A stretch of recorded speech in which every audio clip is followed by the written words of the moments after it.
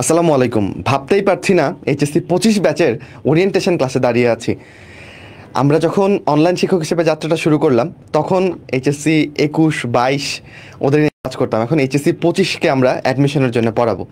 Welcome তোমাদের, যারা আমাদের দেখছো। তোমরা প্রথমে একটা কাজ করতে পারো, আজকের ওরিয়েন্টেশন লাইভটা আমরা সবার জন্য ফ্রি করেছি, তাই লাইভটা তোমার বন্ধুদের মাঝখানে ছড়িয়ে দিতে পারো।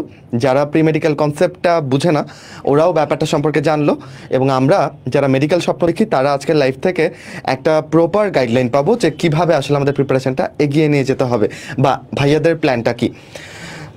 আমাদের সাথে মাইনুল ভাইয়া আছেন, অন্তর ভাইয়া আছেন, সামনে আছে রাহাত ভাইয়াও চলে আসবেন অল্প কিছুক্ষণের মধ্যে। আমরা মোটামুটি ঘন্টাখানেক সময়ে আমাদের পুরো প্ল্যান তোমাদেরকে নিয়ে কিভাবে পড়া শুরু করব, আমাদের দুরন্ত প্রয়াস 5.0 রুটিন এবং এভরিথিং তোমাদের কাছে রিভিল করব এবং তোমাদের প্রশ্নের জবাব দিব শেষ অংশে গিয়ে। সবাই যদি ভালো থাকো তাহলে আমরা আমাদের লাইভ সেশনটা শুরু করতে চাচ্ছি, কিন্তু এর আগে সব ভাইয়ারাই কিন্তু আমার সামনে অন্তর ভাই এবং মাইনুল ভাই যে কাজটা করছেন আমাদের সবগুলো গ্রুপে পেজে লাইভটা শেয়ার করে দিচ্ছেন, কারণ লাইভটা ফ্রি। ওরিয়েন্টেশন ক্লাসটা সবাই দেখতে পারবে। তোমার যে বন্ধু এটার জন্য আগ্রহী হতে পারে বলে তোমার মনে হয় তুমি তাকে মেনশন করতে পারো। সো মহান সৃষ্টিকর্তার অশেষ রহমত যে আমরা সুস্থ আছি, আমরা এখনও তোমাদের নিয়ে কাজ করতে পারছি। জানি না কতদিন আল্লাহ পাক সেই তৌফিক দিবেন, কিন্তু যতদিন কাজ করব ততদিন আমরা চেষ্টা করব মেডিকেল এডুকেশনটা, মেডিকেলের চান্স পাওয়ার ব্যাপারটা এটা যেন, আর আমি যেরকম যখন ছোট ছিলাম আমার এটা দুর্বোধ্য মনে হতো এটা শুধুমাত্র ভালো স্টুডেন্ট যাদের গায়ে একটা ট্যাগ আছে গুড স্টুডেন্ট, ভালো স্টুডেন্ট, সেরা স্টুডেন্ট হিসেবে তারাই খালি চান্স পাবে, আর কেউ পাবে না। কিন্তু ব্যাপারটা এরকম না। আমি বিশ্বাস করি আমরা এখানে যারা তোমাদের পড়াই তারাও কেউ আলট্রা লেভেলের ব্রিলিয়ান্ট না, তবে অ্যাডমিশনের সময়টাতে আমরা হার্ডওয়ার্ক করেছিলাম, সৃষ্টিকর্তা সেটার একটা ফল বা একটা বেনিফিট আমাদেরকে দিয়েছেন আমাদের রেজাল্টের মাধ্যমে। তবে এটা সত্য আমরা বুদ্ধিমান, তোমরাও বুদ্ধিমান, কারণ তোমরা অনেক আগেই এই ব্যাপারটা নিয়ে সচেতন হয়েছ। তোমরা তোমাদের 24 ব্যাচের ভাইয়া আপুরা যারা পড়াশোনা করছে ওদের দিকে যদি তাকাও, অনেকের মনে আক্ষেপ আছে জানো। ওরা অনেকে চিন্তা করে এখন আগে কেন একটু ভালো মতনে পড়লাম না, কেন আগে একটু এটা নিয়ে সিনসিয়ার হলাম না। এখনও স্টিল অনেকে ঘুরে দাঁড়াচ্ছে, কিন্তু একটা পার্সেন্টেজ কিন্তু আছে তোমাদের সিনিয়র ভাইয়া আপুদের মাঝখানে যারা হতাশাগ্রস্ত এটা ভেবে যে এখন বোধহয় আমি আর পারবো না। আমি 25 ব্যাচকে এই জন্য সাধুবাদ জানাই। 25 ব্যাচের 500 স্টুডেন্ট অলরেডি সিনসিয়ার হয়েছে এই ব্যাপারে যে না আমরা মেডিকেলে পড়তে চাই, উই আর ডিটারমাইন্ড, আমরা আমাদের লক্ষ্য ফিক্স করেছি, এবার আমরা কাজ করব। সো এটার জন্য প্রথমেই তুমি একটা আমার কাছ থেকে একটা বিগ কংগ্রাচুলেশনস পাবা, কারণ তুমি একটা বড় স্টেপ সম্পন্ন করে ফেলেছো। তুমি বলবো এটার এমন কি, এটা তো শুধু একটা সিদ্ধান্ত। এই একটা সিদ্ধান্ত মানুষ 2-2.5 বছর নিতে পারে না, তুমি সেটা নিয়ে ফেলেছো, কংগ্রাচুলেশনস। সব কিছু যদি ঠিক থাকে তাহলে আমরা যাব, কিন্তু ইন্ট্রোডাক্টরি আরেকটা বক্তব্য দিতে মাইনুল ভাইয়ের হাতে আমি একটু মাইকটা দিব। সাদি ভাই আছে আমাদের সাথে, সাদি ভাই চলে আসতে পারে স্ক্রিনে। আচ্ছা, আসসালামু আলাইকুম সবাইকে। আর যারা সালাম দিচ্ছ প্রচুর সালাম আসতেছে সবাইকে, ওয়ালাইকুম আসসালাম। আচ্ছা, আমি আসলে আলাদাভাবে ইন্ট্রোডাকশন না দিয়ে আমি রিজবির কথার জের ধরে কথা বলি। সেটা রিজবি যে কথাটা আমরা কথা বলে ফেলি আর কি, যে অনেক আগে শুরু করতেছি, ঠিক না? কিন্তু আমি যদি এটা আমি যেটা বললাম যেটা আসলে আমরা কথা বলি যে আমরা আগে শুরু করতেছি, কিন্তু তুমি যদি একটু পেছনের 2-1 বছরের পরীক্ষার কথা চিন্তা করো তাহলে তুমি বুঝতে পারবা যে আসলে এটা কি বেশি আগে হয়ে যাচ্ছে। ঠিক আছে, এটা নিয়ে যদি আমরা বিস্তারিত কথা বলবো, কারণ কি, কারণ তুমি প্রতিনিয়তই দেখতে পাচ্ছ যে বিগত কয়েক বছরের মেডিকেল ভর্তি পরীক্ষার সময় আমাদের এইচএসসি সিলেবাস থাকে শর্ট সিলেবাস, কিন্তু অ্যাডমিশনে দেখা যাচ্ছে ফুল সিলেবাস। ওকে, তো এখন যখন তোমাকে ফুল সিলেবাসটা পড়তে দেওয়া হচ্ছে ওই 3 মাসে, ঠিক আছে, অ্যাডমিশনের টাইমে, তখন দেখা যাচ্ছে তোমার হাবুডুবু খাওয়া ছাড়া আসলে আর কোনো ওয়ে নাই। কারণ কি, তুমি এইটা এইচএসসি লেভেলে পড়ো নাই, তুমি এখান থেকে অ্যাডমিশনে কীভাবে প্রশ্ন আসবে এটা তুমি জানো নাই। তো হুট করে যখন তোমার সামনে এটা উপস্থাপন করা হয় তোমার কাছে এটা হার্ড লাগবে, এটা খুবই স্বাভাবিক ব্যাপার। ঠিক আছে, তো এই কারণে তুমি যখন এখন থেকে প্রি মেডিকেল কোচিং করবা বা প্রি মেডিকেল ক্লাস করবা, আমি যদি বলি তাহলে আমাদের যে দায়িত্বটা, আমরা যদি বলি আমাদের পক্ষ থেকে, তা তোমাকে এই জিনিসটা বুঝায় দেয় আমাদের দায়িত্ব যে তুমি শর্ট সিলেবাস পড়ো বা শর্ট সিলেবাসের বাইরের চ্যাপ্টারই পড়ো, যে ওই জায়গা থেকে তুমি মেডিকেলের প্রিপারেশন কেমনভাবে নিবা। ওকে, আমি বলতেছি না যে তোমার এখন প্রিপারেশন নিলেই তুমি একেবারে 100% রেডি মেডিকেল ভর্তি পরীক্ষার জন্য, হয়তো নাও হইতে পারো, কারণ কি তুমি হয়তো এটার মধ্যে কতটুকু গুরুত্ব দিবে এটা তুমি জানো। ঠিক আছে, কিন্তু ব্যাপারটা যেটা হবে কি, তুমি যখন এখান থেকে একটা বেস তুমি যখন স্ট্রং করে ফেলবা, তখন অ্যাডমিশন টাইমে গিয়ে যেটা এখন 24 ব্যাচ করছে, তো তাদের জন্য দেখা যাবে এই ক্লাসগুলো বা এই টাইমটা ইজি হয়ে যাবে। যেমন আমি যদি 24 ব্যাচের কথা বলি, গতকালকে আমি 24 ব্যাচের প্রথম ক্লাস নিলাম, যদিও রিজভি ভাইয়ের ক্লাসের মাধ্যমে এটা আরো 1 সপ্তাহ আগে শুরু হয়ে গেছে ক্লাস। এখন এই যে ওদের কাছে ওরা যারা আমাদের প্রি মেডিকেলে যুক্ত ছিল তাদের বেশিরভাগ বলতেছে যে ভাই এগুলো আমরা পারি, তাহলে এখন কি হয়ে যাচ্ছে, আমাদের রিভিশন হয়ে যাচ্ছে। বুঝতে পারছো ব্যাপারটা? তাহলে এই যে একটা মনে হচ্ছে যে একটুখানি এগিয়ে গেল, এটা মনে হইতে পারে তোমার কাছে একটুখানি, কিন্তু মেডিকেল ভর্তি পরীক্ষা এটা আসলে হিউজ। ঠিক আছে, তো এই ব্যাপারটা তোমাদের মাথায় যদি থাকে, এবং আমি যতটুকু জানি তোমাদের মাথায় আছে বলেই তোমরা আমাদের সাথে প্রি মেডিকেল অলরেডি যুক্ত হয়ে গেছো। ওকে, আর এটা হচ্ছে আমাদের ইন্ট্রোডাকশন গেল। এখন আরেকটা যেটা হচ্ছে তোমাদের প্রতি আমার যেটা হচ্ছে অনুরোধ, ক্লাসের শুরুতে অনেকে জিজ্ঞেস করতেছে যে ভাই রুটিন দিবেন না, ক্লাস শুরু হবে কবে? আমরা তোমাদের ওরিয়েন্টেশন নিচ্ছি এই কারণে, সব কিছু জানানোর জন্য। ধৈর্য ধরে হচ্ছে লাইভে থাকো, আমরা সব কিছু ব্যাখ্যা করব, তোমাদের সামনে উপস্থাপন করব। ঠিক আছে সাদি ভাই? আচ্ছা, তো আসসালামু আলাইকুম। আজকে একটা নতুন একটা জার্নি শুরু হতে যাচ্ছে তোমাদের। তো আমাকে আসলে দুরন্ত প্রয়াস 5.0 নিয়ে যখন জিজ্ঞেস করা হয়, সবচেয়ে বেশি প্রশ্ন আসে যেটা আমার নিয়ে, সেটা হচ্ছে ভাইয়া আমরা যদি এখন থেকে প্রি মেডিকেল শুরু করি, আমাদের কি একাডেমিক লাইফ কি ক্ষতিগ্রস্ত হবে কিনা? এখন থেকে যদি আমরা আসলে এই প্রি মেডিকেলের ক্লাসগুলো করি, তাহলে আমরা একাডেমিক লাইফটাকে গুছাইতে পারবো? একটা কথা বলি, এই যে আমাদের প্রি মেডিকেলের ক্লাসগুলো, সেগুলো তো হচ্ছে তোমাদের যে বেস থাকবে, তোমাদের যে কমন গ্রাউন্ড থাকবে, সেটা করে স্ট্রং করবে। একাডেমিকে তুমি তো ক্ষতিগ্রস্ত হবাই না, বরং আরও হচ্ছে লাভবান হবা।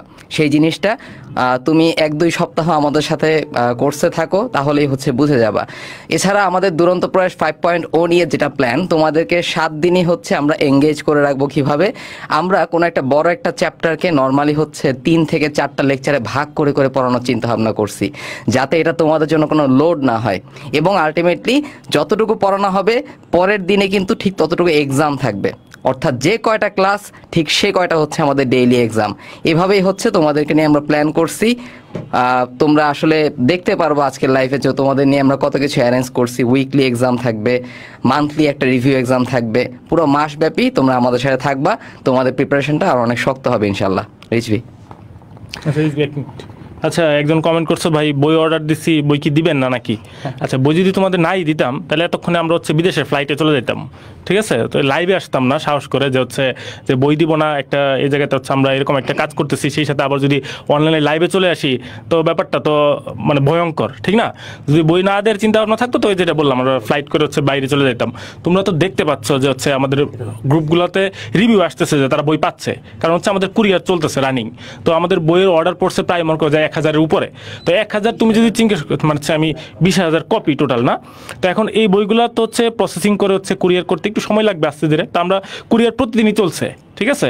তো মাঝখানে শুক্রবার একদিন বন্ধ গেছে, তারপর এখন দেখতে পাচ্ছ কিরকম বৃষ্টিটাও চলতেছে। তোমরা বই সবাই পাবা, ঠিক আছে? টেনশন নেওয়ার কোনো কারণ নেই। এইচএসসি 25।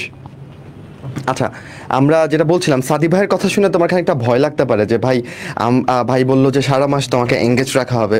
বেসিক্যালি আসলে কি, সারা মাস তোমাকে প্রি মেডিকেলের জন্য ব্যস্ত রাখা হবে, এর মানে কি তুমি এইচএসসিতে ক্ষতিগ্রস্ত হয়ে যাবা কিনা? আমি তোমাদের মনের শঙ্কাটা দূর করে দেই, তাহলে তোমরা আমাদের বাকি লাইফটুকু আশা করি একটু নির্ঝঞ্ঝাটভাবে দেখতে পারবা। প্রথম কথা, আমাদের বিগ কনসার্ন যেন তোমরা এইচএসসিতে A+ পাও, কারণ তুমি যদি এইচএসসিতে A+ না পাও, তাহলে আমার এই পরিশ্রম এখান থেকে দাঁড়িয়ে এটা বৃথা যাবে।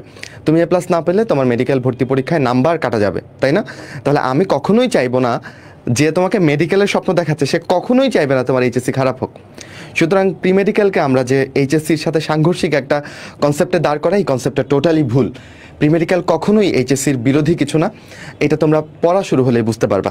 এখন আমরা চাইলে ধরো এমন করতে পারতাম যে 24 ব্যাচের সাথে বলতে পারতাম যে 25 ব্যাচ তোমরা ভর্তি হয়ে যাও। আমরা সেটা না করে 25-এর জন্য দাঁড়িয়ে আলাদা ক্লাস নিব, আলাদা ব্যাচে আলাদা গ্রুপে। কেন এটা? কারণ আমি যদি 24-এর ক্লাসগুলো তোমাকে দেই, তুমি দেখবা যে এক ক্লাসে এক চ্যাপ্টার। তাপগতিবিদ্যা একদিনে শেষ, উদ্ভিদ প্রজনন আমি নিলাম একদিনে শেষ। তো আমি চেষ্টা করব তোমাদের প্রি মেডিকেলের শুরুর দিকের ক্লাসগুলোতে অ্যাটলিস্ট চ্যাপ্টারগুলো ভেঙে পড়ানোর। কেন? কারণ দেখো, আমাদের এখানে একটু আজান হচ্ছে, আমরা কি এটার জন্য একটু থামি? ঠিক আছে, তোমরা একটু ধৈর্য ধরে থাকো, আমরা 1 মিনিট পরে এখান থেকে আবার কথা বলছি। এর মধ্যে অন্তর ভাই হচ্ছে এখানে একটু রুটিনটা তোমাদেরকে প্রদর্শন করো। আজানের সময় আমরা একটু কথাটা অফ রাখছি আর কি।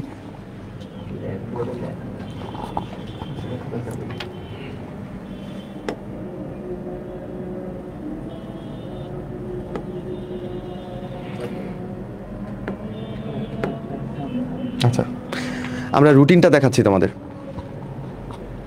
আমাদের প্রি মেডিকেল ব্যাচের রুটিনটা প্রদর্শিত হবে।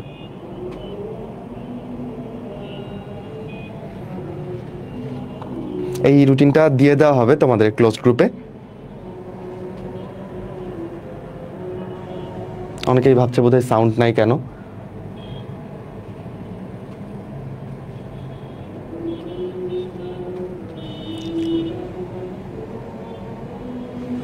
ওকে, আশা করি তোমরা সুন্দর স্পষ্টভাবে দেখতে পাচ্ছ। আমি এরপর বুঝিয়ে দিচ্ছি, সমস্যা নেই।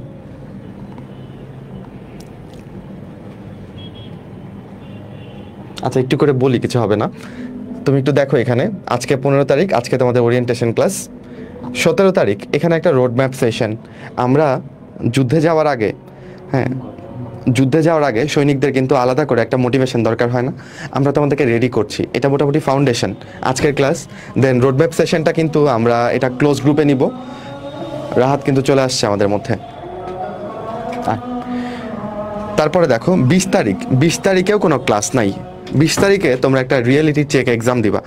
তোমাদের একটা এক্সাম নেওয়া হবে, যেই এক্সাম আসলে তোমাদের এইখানে নাম্বার বেশি পাওয়া কম পাওয়ার কোনো ইস্যু নাই। তোমরা খালি দেখবা যে মেডিকেল ভর্তি পরীক্ষার প্রশ্নের মতো একটা প্রশ্নে পরীক্ষা দিচ্ছ, 0 পাও, নেগেটিভ মার্কিং পাও, কোনো সমস্যা নেই। কিন্তু তুমি রিয়েলিটি চেক এক্সামটা দিবা। তোমার অবস্থা কত নাম্বারের মধ্যে কত থেকে থাকলে কি, সেটা আমরা তোমাকে বলে দিব। কিন্তু ভয়ের কোনো কারণ নাই। অবস্থা যদি একদম মানে বিলো এভারেজও হয়, আমরা সেটাকে ধীরে ধীরে আপগ্রেড করব। তার জন্যই আমাদের প্রি মেডিকেল কোর্স। দেন 21 তারিখ শনিবার থেকে আমাদের প্রথম ক্লাস শুরু। বইয়ের ক্লাস, চলন অঙ্গচালনার 1 নাম্বার ক্লাসটা হবে। রাহাত ভাই এটা নেবেন, রাহাত ভাই ক্লাসের মাধ্যমে এইটা শুরু হবে। আচ্ছা, এবং তারপর 23 তারিখ আমার একটা ক্লাস ফিজিক্সের পর্যাবৃত্ত গতি। আমরা যদি আরেকটু দেখাই অন্তর, এরপরে তুমি যদি দেখো প্রত্যেক দিনই কিন্তু এক্সাম আসছে। যেমন দেখো চলন 1-এর উপরে তুমি যে 21 তারিখে ক্লাসটা করেছো, 23 তারিখে এটার উপর তোমার এক্সাম। 23 তারিখে তুমি পর্যাবৃত্ত গতির উপর যে ক্লাসটা করেছো, 25 তারিখে সেটা এক্সাম। একদিন করে টাইম কিন্তু তুমি পাচ্ছ। প্রথম দিকে চ্যাপ্টারগুলো যেগুলো নেওয়া হয়েছে ওইগুলো কম বেশি তোমাদের পড়া হয়েছে। ধীরে ধীরে আমরা না পড়া চ্যাপ্টারের দিকেও যাব। তারপরে 25 তারিখে আবার তুমি চলনের 2 নাম্বার ক্লাস, এটা করে চ্যাপ্টারটা কমপ্লিট করবা। এরপর তোমার দেখো 27 তারিখ আবার কোনো ক্লাস নাই শুক্রবারে। প্রত্যেক শুক্রবার তোমাদের উইকলি থাকবে, এভাবেই তোমরা মেন্টালি প্রিপেয়ার থাকবা। শুক্রবারে দেখো উইকলি এক্সাম কোন পর্যন্ত, 21 থেকে 25 পর্যন্ত যে ক্লাস হয়েছে, দ্যাট মিনস চলন 1, চলন 2 এবং পর্যাবৃত্ত গতি, এই 3টা জিনিসের উপরে উইকলি এক্সাম হবে। ইংলিশ এবং জিকেও থাকছে আমাদের কোর্সে। এবং দেখো 28 তারিখ, রাত একটু সাইড দিলে ভালো হবে, 28 সেপ্টেম্বর ইংলিশে নাউনের উপর ক্লাস মইনুল ভাই ঢাকা ইউনিভার্সিটি থেকে উনি নেবেন। এবং চলন 2 উইকলিতে থাকলেও তোমার কিন্তু ডেইলি এক্সামটা হয় নাই, তাই 28 সেপ্টেম্বর এটা ডেইলি এক্সাম হবে। ডেইলি এক্সামগুলো আমাদের হয় 40 বা 50 নাম্বারে, আর উইকলি এক্সামগুলো কততে হবে, 100 নাম্বারে। 30 তারিখে তুমি যদি দেখো গুণগত রসায়নের 1 নাম্বার চ্যাপ্টার মানে প্রথম ক্লাস, এটা নেবে হচ্ছে মাইনুল ভাইয়া, এবং সেদিন তুমি ইংলিশে নাউনের উপর পরীক্ষা দিবা। এরকম করে আমরা 4 অক্টোবর পর্যন্ত সেকেন্ড উইকলি এক্সাম পর্যন্ত আমরা আমাদের রুটিনটা দিয়েছি। সকল ক্লাস শুরু হবে সন্ধ্যা 7টায় এবং পরীক্ষাগুলো হবে সন্ধ্যা 6:30 থেকে পরের 24 ঘন্টা পর্যন্ত। এই ছিল আমাদের রুটিনের সাধারণ কথা। এইবার এটাকে আমি তোমাকে জাস্ট নিয়ে রিডিং পড়িয়ে দিলাম, অন্তর ভাই এটাকে একটু ভেঙে চুরে তোমার কাছে এক্সপ্লেইন করবে। আচ্ছা, এই রুটিনটা মেইনলি আমি বানাইছি, তো আমি এটা সবচেয়ে ভালো ব্যাখ্যা করতে পারবো, তাই না? তো নামটা কি, pre medical course for HSC 2025, তাই তো? তো এখানে মেইন কাহিনী হচ্ছে কি, তোমাদেরকে আমরা আস্তে আস্তে ধরে ধরে পড়াবো। এই জন্য চ্যাপ্টারগুলোকে আমরা কি ভেঙে চুরে নিছি। এবং শুরুতে কি রিয়েলিটি চেক এক্সাম।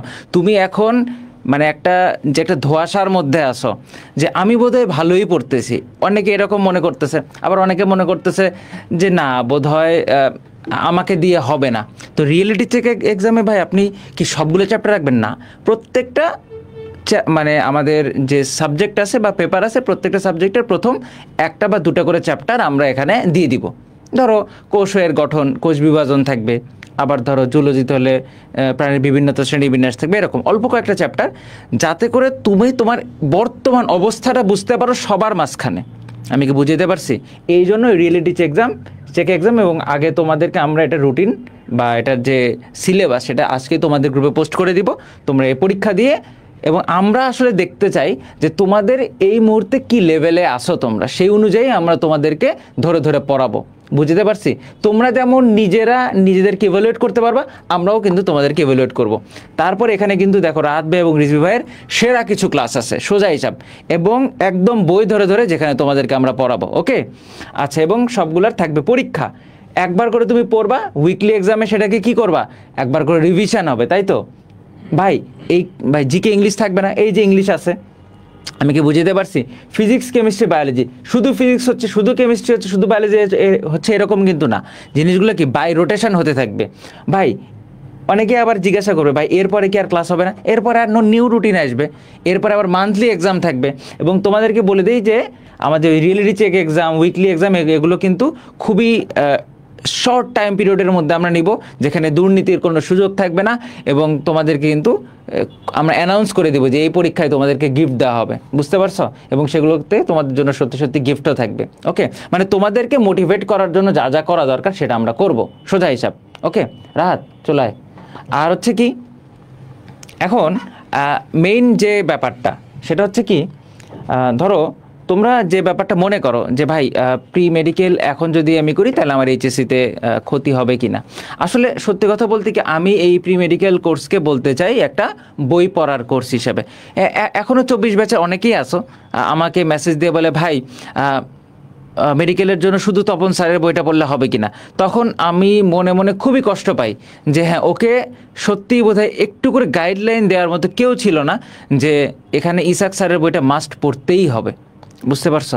তো এই হচ্ছে ব্যাপার। তোমরা এখনও অনেক ধোঁয়াশার মধ্যে আসো, যে অনেকে এখনও হয়তো আসো যে ভাই আমি আজমল স্যারের বই পড়িই নাই জুলজি, আমি এখনও হাসান স্যারের বইটা পড়িই নাই, আমি হাজারিনাক স্যারের বইটা পড়িই নাই এখনও, ঠিক আছে, আমি শুধুমাত্র কবির স্যারের বই পড়তেছি। এরকমটা যদি হয় তাহলে কিন্তু এই অবস্থা থেকে আমাদেরকে উত্তরণ ঘটাইতে হবে, তাই না? তাছাড়া কি হবে? তাছাড়া আমরা এই যে যতক্ষণে এইচএসসি পর্যন্ত চলে আসবে তখন যদি আমরা এই ব্যাপারগুলো জানি, তখন কিন্তু আমাদের রিকভার করার আর সুযোগ থাকবে না। এই রিকভারি এবং এই যে একটা গাইডলাইনের মধ্যে রাখা, সেটাই হচ্ছে প্রি মেডিকেল। তুমি হয়তো বলতে পারো, ভাই অনেক তো প্রেশার হয়ে যাচ্ছে। তাহলে তুমি একটা জিনিস চিন্তা করো, যে পড়া তুমি এইচএসসির 2 বছরে শেষ করতে পারো নাই, সেই পড়া তুমি অ্যাডমিশনের 3 মাসে কিভাবে শেষ করবা, এই প্রশ্ন নিজেকে করবা, ঠিক আছে? আর অনেক অনেক চ্যাপ্টার, যেটা শর্টের বাইরের চ্যাপ্টার, ধরো আমি যদি বায়োলজির কথা বলি, বায়োলজির 14টা চ্যাপ্টার শর্টের মধ্যে, 10টা চ্যাপ্টার শর্টের বাইরে, তাহলে 14টা চ্যাপ্টার তুমি 2 বছর ধরে পড়ে শেষ করতে পারতেছো না। আর 10টা চ্যাপ্টার তুমি 3 মাসে, ওই 14টা চ্যাপ্টার রিভিশন দিয়ে 10টা চ্যাপ্টার পড়ে তুমি শেষ করে মেডিকেল অ্যাডমিশন টেস্টে টপ করবা, এটা কি সম্ভব আসলে? আচ্ছা, তো অন্তর যেই কথাগুলো বলতেছিল সেটা আমার একটা বাস্তবতা মিলে গেছে, যেটা হচ্ছে যে গাইডলাইনটা যে কতটা গুরুত্বপূর্ণ। আমি তোমাদেরকে যদি বলি, আমি পুরা এইচএসসি পর্যন্ত কেমিস্ট্রির জন্য হাজারি স্যারের বই পড়িনি। আমি হচ্ছে গুহ স্যার এবং কবির স্যারের বই পড়ছি, কারণ আমি এইচএসসি দেওয়ার সময়ও আমি জানতাম না যে মেডিকেল অ্যাডমিশনের জন্য হাজারি স্যারের বই পড়তে হয়। এটা তোমরা এখন কেউ বিশ্বাস করবা না, কিন্তু এটা আমার সময় ছিল বাস্তবতা। পরে এইচএসসি দেওয়ার পর যখন মেডিকেল কোচিংয়ে যখন ভাইয়ের সাথে কথা বললাম, তখন আমারে বললো যে তুই গুহ স্যার কবির স্যার পড়ছিস, তো হাজারি স্যারের বই থেকে তো প্রশ্ন আসে, এটা এখন কে পড়বে? আমার মাথায় লিটারেলি আকাশ ভেঙে পড়ছে। ততদিনে এইচএসসি শেষ। আমি যে কি কষ্ট করে পরে হচ্ছে পরবর্তী 3 মাসের মধ্যে আমাকে বায়োলজি, ফিজিক্স এগুলো রিভিশন তো দেওয়াই লাগছে, জিকে ইংলিশ পড়া লাগছে, আবার নতুন করে একদম হাজারি স্যারের বই আমাকে 3 মাস, মানে ওই সময় প্রায় আমাকে 12 থেকে 14 ঘন্টা পড়তে হয়েছে। এবং তার মধ্যে আমি কেমিস্ট্রি পড়ছি মনে হয় ডেইলি 8 ঘন্টা, কারণ আমি এইচএসসি পর্যন্ত হাজারি স্যারের বই পড়িই নাই, আমি জানতাম না। আমাকে কেউ বলে নাই যে মেডিকেলের জন্য হাজারি স্যারের বই পড়তে হয়। পরে আমার ভীষণ কষ্ট হয়েছে কাম ব্যাক করতে, বুঝছো, অ্যাডমিশন টাইমে। এই জন্য গাইডলাইনটা আসলে খুব গুরুত্বপূর্ণ। অন্তর যেটা বলতে চলি, কথা সূত্র ধরেই বলি, তোমাদের মধ্যে অনেকেই আছে এখনও প্রশ্ন করে যে ভাই আমি তপন স্যারের বই পড়লে কি আমার হবে, বা আমি তো কলেজে ভাই আমি লিঙ্কন স্যারের বই পড়ি, আমি কি এই স্যারের বই পড়ে কি আমার আসলে মেডিকেল কাভার হবে? অনেকেই কিন্তু অনেক ধরনের প্রশ্ন করো, বা অনেকে আমার মতো একই অবস্থা। গুহ স্যারের বই বা কবির স্যারের বই পড়ো, বইগুলো ভালো, ডেফিনেটলি ভালো, কিন্তু অ্যাডমিশনের প্রশ্ন আসে হাজারি স্যারের বই থেকে মেডিকেল অ্যাডমিশনে। তো অনেকে এটা জানো না, আমার মতো অবস্থা হইতে পারে। পরে কিন্তু মানে খুব টাফ হয়ে যায় আসলে, বুঝছো, মানে কাম ব্যাক করাটা আর কি। এটাই বলবো, এই জন্য একটা গাইডলাইন এটা এখন থেকেই হচ্ছে গুরুত্বপূর্ণ তোমাদের জন্য। আর আমরা তোমাদেরকে যত ধরনের গাইডলাইন লাগবে, এছাড়া এটা তো শুধু বই রিলেটেড গাইডলাইন, এছাড়া আর কি কি পড়তে হবে এবং কি স্কিপ করতে হবে সেগুলোও বলবো। আমি একটা জিনিস, বুঝছো, আমি এই যে বিসিএস পরীক্ষা দিচ্ছি, হ্যাঁ, আমি বিসিএস পরীক্ষার সময় আমি একটা ভিডিও দেখছিলাম, তো একটা ভাইয়া বলতেছিল, আমার নাম মনে নেই আসলে, কিন্তু মানে আসলে নামটা খেয়াল করতেছে না, কিন্তু একটা কথাটা আমার খুব ভালো লাগছে। উনি একটা কথা বলছে, যে কোনো প্রতিযোগিতামূলক পরীক্ষায় তারাই সফল হয় যারা এটা আগে জানে তাকে কোন কোন জিনিসগুলো স্কিপ করতে হবে। কথাটার মানে বুঝছো? মানে তোমাকে যে কোনো প্রতিযোগিতামূলক পরীক্ষায় সফল হওয়ার পূর্ব শর্ত হচ্ছে কোন কোন জিনিস তোমাকে পড়তে হবে না, স্কিপ করতে হবে, সেইটা আগে জানাটা ইম্পর্টেন্ট।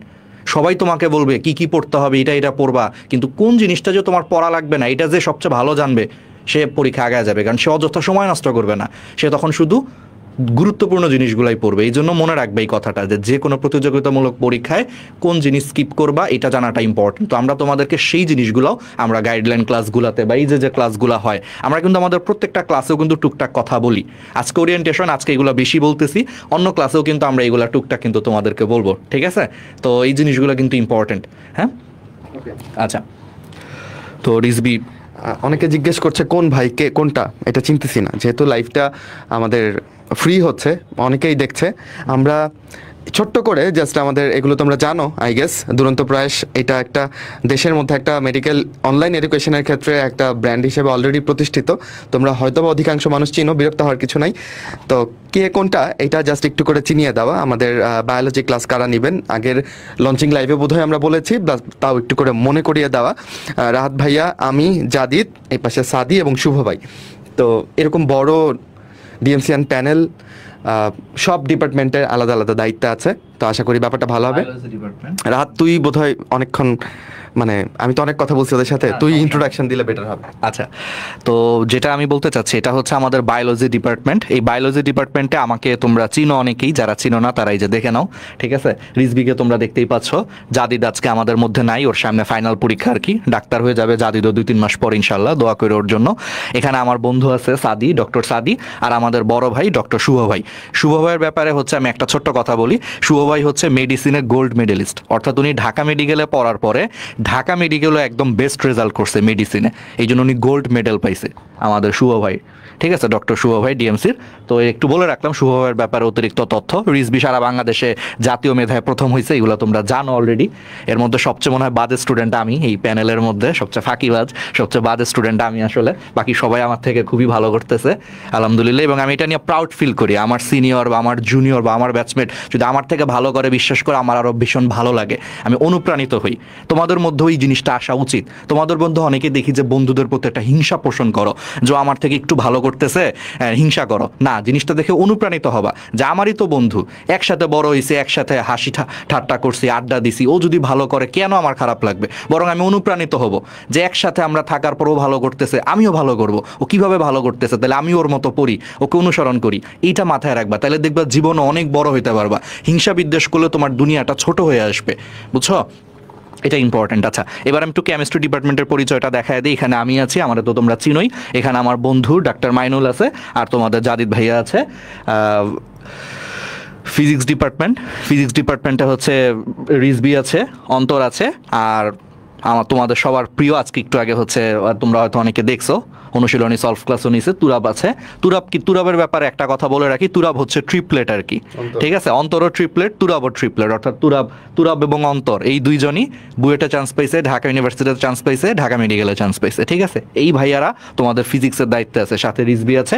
মাঝে মাঝে মানে অনাহুত অতিথির মতো আমিও 2-3টা ফিজিক্স ক্লাস নিয়ে ফেলতে পারি, ঠিক আছে? আমিও নেই, যদি আমার ছবি ওরা কেন জানি রাখে নাই, পছন্দ করে না মনে হয় আমার ছবি রাখতে, বুঝছো? এই জন্য আমার ছবি এখানে রাখা হয় নাই, বাট আমিও 2-1টা ক্লাস নিব ফিজিক্সে, সমস্যা নাই। এবার আসো ইংলিশ ডিপার্টমেন্টে হচ্ছে আমি আছি। মেডিকেলের জন্য তোমরা জানো যে ইংলিশ খুবই গুরুত্বপূর্ণ, 15 মার্কস আসে। তো আমি আছি এবং সাথে আমার বন্ধু মইনুল আছে। মইনুল হচ্ছে ঢাকা ইউনিভার্সিটি থেকে হচ্ছে গ্র্যাজুয়েশন কমপ্লিট করছে, ইংলিশ ডিপার্টমেন্টে আছে, মানে আমরা 2 জন। এবার আসো জিকে ডিপার্টমেন্টে আমার বন্ধু ডক্টর সাদি এবং আমার জুনিয়র জাদিদ আছে। তোমরা সাদি ভাইয়ের ক্লাসটা একটু বেশি পাবা, কারণ জাদিদের আসলে ফাইনাল পরীক্ষা, এই পরীক্ষার পরেও ডাক্তার হবে, সেই জন্য একটু পরীক্ষা নিয়ে একটু ব্যস্ত। হয়তো তোমরা জিকে ক্লাস সাদি ভাইয়ের ক্লাসটা বেশি পাবা, বাট টেনশন করার কোনো কারণে আমাদের আর্কাইভে সবারই ক্লাস আছে, তোমার যার পড়ানো ভালো লাগে সবার ক্লাস করতে পারবা। তোমাদের মধ্যে অনেকে একটা ভালো কথা মনে পড়ছে, তোমাদের মধ্যে অনেকেই বলো যে ভাইয়া আমার রিজবি ভাইয়ের ক্লাস খুব ভালো লাগে। আমি জানি আমার ক্লাস সবার সবচেয়ে অপছন্দ আর কি, আমি ক্লাস নিলে আমি অনেকগুলো লেন্দি ক্লাস নিই, কেউ আমারে দেখতে পারো না, ঠিক আছে? তো রিজবি ভাইয়া, তারপরে হচ্ছে অন্তর ভাইয়া ক্লাস খুব ভালো লাগে। বা ধরো আমি পচা ক্লাস নিই, তারপরে হয়তো আমাকে কিছু ছাত্রছাত্রীর ভালো লাগে, ভাই আপনার ক্লাস ভালো লাগে। তোমাদের যার ক্লাসই ভালো লাগুক, আমাদের লাইভ ক্লাসের পাশাপাশি তোমরা কি জানো 3টা কোর্সের কিন্তু আর্কাইভ ক্লাস পাবা তোমরা। দুরন্ত প্রয়াস 5.0 যারা আছো HSC 25-এ কি পাবা আমি একটু বলি। প্রয়াস 3.0 ক্লাস পাবা, যেটা একদম ডিটেলস ক্লাস, যার ডিটেলস পড়তে আরও ডিটেলস পড়তে চাও তারা এটা করতে পারবা। যাদের প্রিসাইজ ক্লাস লাগবে, দুরন্ত ডিএমসিয়ান 3.0 ক্লাস পাবা। যাদের আবার মনে হবে ভাই আমি 24 ব্যাচের প্রি মেডিকেল ক্লাস করতে চাই, যেটা লেটেস্ট ক্লাস 24 ব্যাচের প্রি মেডিকেল, সেটাও পাবা। অর্থাৎ তিনটা মানে ক্লাস কোর্সের হচ্ছে তুমি আর্কাইভ পাবা। সো তোমার যার পড়ানো ভাল লাগে, বেশি ডিটেলস পড়তে চাইলে প্রয়াস 3.0, প্রিসাইজ ক্লাস করতে চাইলে দুরন্ত ডিএমসিএন 2.1, আর আপগ্রেডেড ক্লাস করতে চাইলে দুরন্ত প্রয়াস 4.0 প্রি মেডিকেলের ক্লাসগুলো করবে। এগুলো সব আর্কাইভে দেওয়া আছে, ঠিক আছে? যার ক্লাস ভালো লাগে। লাইভ ক্লাস তো হবেই, লাইভে আমরা সব কিছু কিন্তু একদম শূন্য থেকে কিন্তু পড়াবো। আচ্ছা, আর্কাইভ মানে তোমরা অনেকেই বুঝতে পারো না। আর্কাইভ হচ্ছে তোমরা আমাদের কোর্সে যুক্ত হওয়ার পর তোমাদেরকে আমরা কিন্তু একটা ওয়েব অ্যাপে যুক্ত করে দিছি। সেই ওয়েব অ্যাপে দেখবা মানে রেকর্ডেড ক্লাস দেওয়া আছে, অর্থাৎ বিগত বছরের সেরা ক্লাসগুলো ফুল সিলেবাস কভার করে দেওয়া আছে। এটাকেই বলা হয় আর্কাইভ ক্লাস। তোমরা ইচ্ছা মতো এখনই যুক্ত হয়ে, আমাদের হয়তো বলে দিছে অলরেডি 21 তারিখ থেকে আমাদের মূল ক্লাস শুরু হবে, প্রথম মূল ক্লাস। তার আগে তোমাদের যদি কারো মনে হয় যে ভাইয়া আমি এখনই যুক্ত হয়ে গেছি, আমি বসে থাকতে চাচ্ছি না, এই সামনের 6টা দিন আমি কিছু পড়ে রাখতে চাচ্ছি, তাহলে তুমি আমাদের ওয়েব অ্যাপে যে তুমি আমাদের আর্কাইভ ক্লাসগুলো করতে পারবে। আর্কাইভ ক্লাস হচ্ছে গত বছর বা এই বছর নেওয়া আমাদের সবচেয়ে বেস্ট মেডিকেল অ্যাডমিশনের ক্লাসগুলো, মানে রেকর্ডেড ক্লাস আর কি, সহজ কথা। এটাকে আর্কাইভ বলে আর কি, ঠিক আছে? যারা জানো না আর কি আর্কাইভ ক্লাস কি, তো 3 ধরনের কোর্সের আর্কাইভ ক্লাস আছে। তোমার যেইটা ভাল লাগে, যারে ভাল লাগে, তুমি তার ক্লাস করতে পারবা। আমাদের দেখো আলাদা করে হচ্ছে অনুশীলনী সলভ ক্লাসেরও হচ্ছে প্যানেল রেডি। মানে চিন্তা করতে পারো মেডিকেল অ্যাডমিশনের বা প্রি মেডিকেলে অনুশীলনী সলভ ক্লাসের জন্য আমরা আলাদা টিচার প্যানেল রেডি করে রাখছি। ইউষা আছে, আমার বন্ধু ডক্টর মারিফুল আছে। ডক্টর মারিফুল হচ্ছে এএফএমসি থেকে হচ্ছে পাশ করেছে, আর্মড ফোর্সেস মেডিকেল কলেজ। তোমাদের মধ্যে অনেকেই জানতে চাও যে ভাইয়া আর্মিদের যে মেডিকেল কলেজগুলো আছে সেগুলো কেমন হতে পারে, সেই প্রশ্নগুলো তোমরা আমার বন্ধু ডক্টর মারিফুলকে করতে পারো। ও নিজে এফএমসি থেকে পড়াশোনা করছে, আর্মড ফোর্সেস মেডিকেল কলেজ, এটা কুর্মিটোলায়, তাই না? এটা কুর্মিটোলায়, খুব সুন্দর ক্যাম্পাস। আমি একটা মজার ব্যাপার বলি, আমি যখন ইন্টারে পড়ি আমি একবার ঢাকা মেডিকেলের ছবি দেখছি, মানে কোনো একটা জায়গায়, মানে আরেকটা দেখছি হচ্ছে আর্মড ফোর্সেস মেডিকেল কলেজ। তো আমার কাছে না আর্মড ফোর্সেস মেডিকেল কলেজটা এত সুন্দর লাগছে, মানে আমার কাছে মনে হয়েছে ভাই এইটাতে পড়লে আরো ভালো হতো, মানে আমার খুব ভালো লাগতো। ও তো খুবই দুর্দান্ত একটা পশ একটা খুবই ভালো মেডিকেল কলেজ। তো যারা জানতে চাও আর্মড ফোর্সেস মেডিকেল কলেজ সম্পর্কে, ডক্টর মারিফুলকে তোমরা জিজ্ঞেস করতে পারো। আর তুরাব আছে অনুশীলনী সলভ ক্লাসে। আর এই তো এইগুলাই হচ্ছে আমাদের মোটামুটি টিচার প্যানেল, বিশাল টিচার প্যানেল, সব মিলে হচ্ছে 10-11 জনের প্যানেল, যেখানে অলমোস্ট প্রায় সবাই হচ্ছে ডিএমসিয়ান, সাথে এফএমসিরও ভাইয়ারা আছে, একদম দুর্দান্ত প্যানেল আর কি। আচ্ছা, এবার আমি একটু রিজবিকে মাইক ছেড়ে দিতে চাচ্ছি, কারণ রিজবি অনেকক্ষণ আসলে মানে দেখি যে একটু করতেছে, বেচারা একটু অন্তরের জন্য যায়, আমার জন্য যায়। আচ্ছা, বেচারা দেখি যে একটু অস্বস্তি বোধ করতেছে, ও কিছু বলতে চাচ্ছে, বুঝছো, তীব্র বলার আকাঙ্ক্ষা ওর চেহারার মধ্যে হচ্ছে, মানে কথা বলতে চাওয়ার একটা আকাঙ্ক্ষা, বা মাইক নিয়ে একটা কথা বলবো একটা, মানে এই আকাঙ্ক্ষাটা আমি দেখতে পাচ্ছি আমার বন্ধুর চোখে মুখে। এই জন্য আমি বন্ধুকে দিয়ে দিচ্ছি মাইকটা। ও আচ্ছা, তোমাদের অন্তর ভাই মাঝখান দিয়ে বাহাত ঢুকায় দিছে, ঠিক আছে? সে মাইকটা কেড়ে নিতে যাচ্ছে, দেখো আমি দিতে যাচ্ছি না, কেড়ে নিতে ওদের প্রশ্নের উত্তর দিতে হবে। আমি তো ওদের প্রশ্নের দেখতেছি, একজন বলছে ভাই আপনি কি ক্লাস নেবেন না, এই আমি কোথাও কইছি আমি ক্লাস নিব না। হ্যাঁ, সবাই নিবে, যাদের ছবি দেখছো সবাই ক্লাস নিবে। আর হচ্ছে কি, একজন বলছে ভাই প্রি মেডিকেলে ভর্তি হলে কি অ্যাডমিশনে আবার ভর্তি হতে হবে কিনা। এই যে একবার ভর্তি হবা, এরপরে আর কোনো কোর্সে তোমাকে ভর্তি হতে হবে না অ্যাডমিশনের জন্য, ঠিক আছে? জিকে ইংলিশ এক্সাম ব্যাচ, তারপরে আরো যত ফাইনাল রিভিশন ব্যাচ যত যা আসবে সব তোমাদের জন্য ফ্রি, ঠিক আছে? তুমি একবার ভর্তি হলেই ডান, ঠিক আছে?